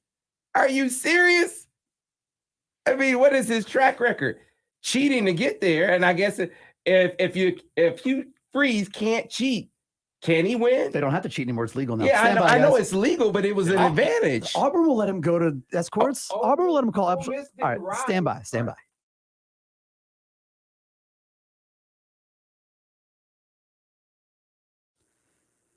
All right, guys, it is time for our final thoughts, key matchups, keys to the game segment here on the KeyBank Countdown to Kickoff on Sports Talk 1050, WTK The Ticket. We are online at WTK.com. And Sam, before we even get to that, one more time, tell everybody the updated injury information on all those guys. Yeah, as we reported first earlier this morning, all of the injured Wolverines, at least those that we've been talking about, the ones that injured in season, are expected to play, including Blake Corum. Went through practice this week.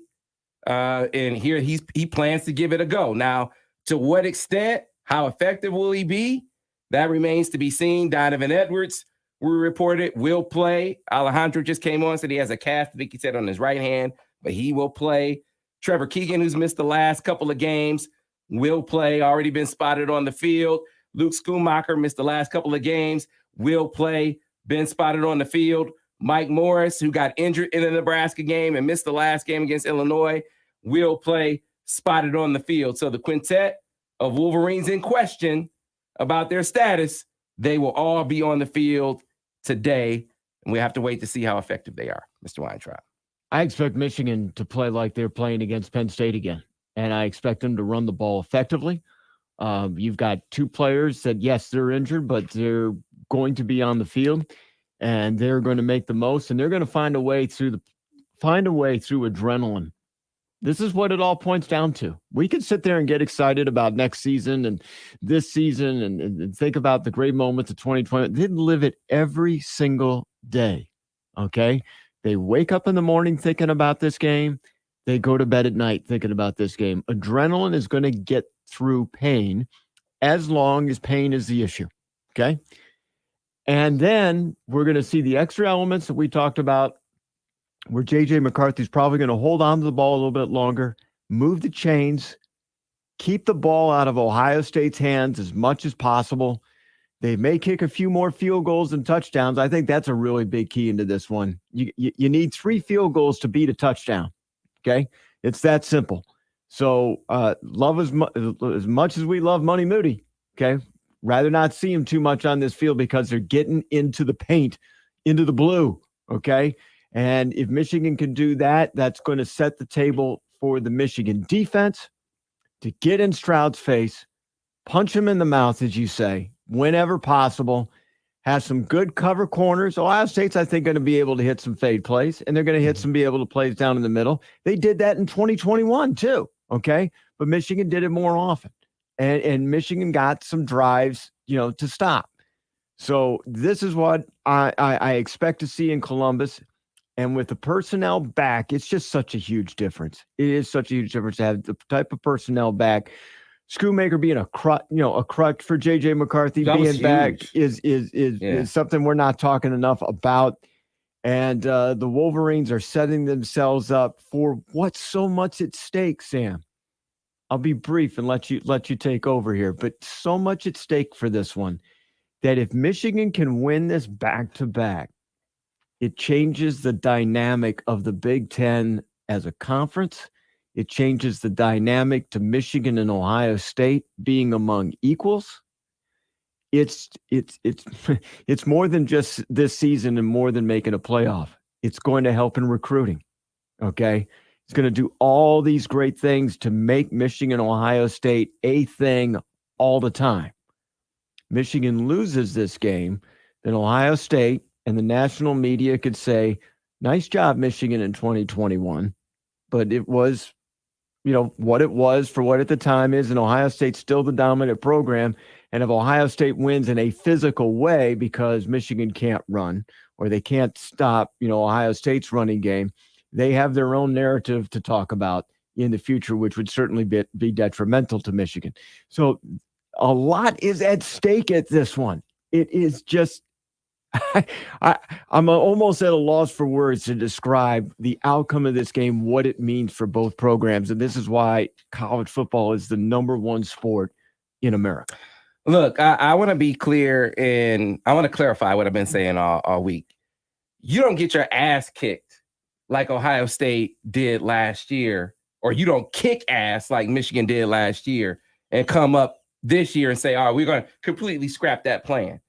Even if you were just running out there, no disrespect intended, even if you were just running out there with Isaiah Gash, I would say, still do what got you here. You're a physical team. This is still a referendum on physicality, but you might have to augment it more. You might have to be a little more diverse in your attack. You might have to balance the equation in the box with your play calls, with your pass play calls more than you did when you had 100% Blake Corum and 100% Donovan Edwards. Are you prepared to do that if you're Michigan? Because Ohio State, supremely talented, but they are not as physical as the team that Michigan just saw last week. And they aren't as good on the corner as the team that Michigan just saw last week. So that's a twofold thing. They're not as physical. You try to run it on them, but they're going to load the box. If you aren't beating that as routinely as you were when your running backs were healthy, take advantage of the other advantage you have at receiver against their corner. That means you're going to have to trust your quarterback more. And that means your wide receivers are going to have to step up and make plays. And that means you're going to have to give them the opportunity to do so. So I think Michigan will do all of those things today. Defensively, the game plan is simple. Hit him in the mouth. Hit C.J. Stroud in the mouth. You're going to give up some plays, right? Outside leverage, bend but don't break. Keep everything in front of you. They're going to hit some plays. They're going to move down the field, see if they can be patient. But he will throw it to you a couple times if he has enough opportunities, especially if you hit him in the mouth. That gives you enough leeway, if you're Michigan, provided you have a short memory, to still win this game. And that's exactly what I think Michigan is going to do. What's your score, Sam? I got Michigan winning this contest. It's going to be a little tighter than last year, but I'm going to go 33-30. Michigan wins this game. All right, real quick before we get to Steve's pick, Game Day just showed Blake Corum doing his warm-ups and stretches on the field. So there is that from down there on the field in Columbus. Steve Clarke, your game pick. So I have been scarred for 14 years where, Michigan was losing big games. They couldn't prove it on the road against anybody. And what's happened in the past year and a half is that Michigan is winning those games on the road. They're winning meaningful games against ranked teams. I've been conditioned to think for 14 years that Michigan can't win when they need to. And times are changing, and I recognize this. But when it comes to making the big picks, I have a difficult time going against what's been ingrained. And I got to keep telling myself this is a different Michigan football team. And for the reasons that we've talked about, the offense, I think, is going to see a little bit more like Penn State. They did against Penn State. They know how to win. It is in their mindset. While other teams like Tennessee can't beat South Carolina, Michigan can go on the road and win in Columbus, and they will do so by a score of 30-27. There you go, guys. And that's it. Thank you to our guy, Miz, on the other side of the glass and also over Sam's shoulder as he says hi to Mom over there. Also, thank you to the MichiganInsider.com team of Alejandro Zuniga, Josh Newkirk, and Zach Shaw for joining us down in Columbus. Thank you to Joe Simon, Greg Dooley, and my guys, Steve Clarke and Sam Webb. And, of course, all of you for listening to this morning show or watching this morning show in about an hour. Michigan versus Ohio State in the game. That's it. This is the final KeyBank Countdown to Kickoff of the regular season. We're going to shift things over now to the Michigan Sports Network. After the game, join us for the Retirement Income Solutions Locker Room Wrap-Up Show right here on Sports Talk 1050 WTK and on Ticket TV. It is now time for coverage from the Michigan Sports Network. Enjoy the game, everybody. Believe. And as always, go blue.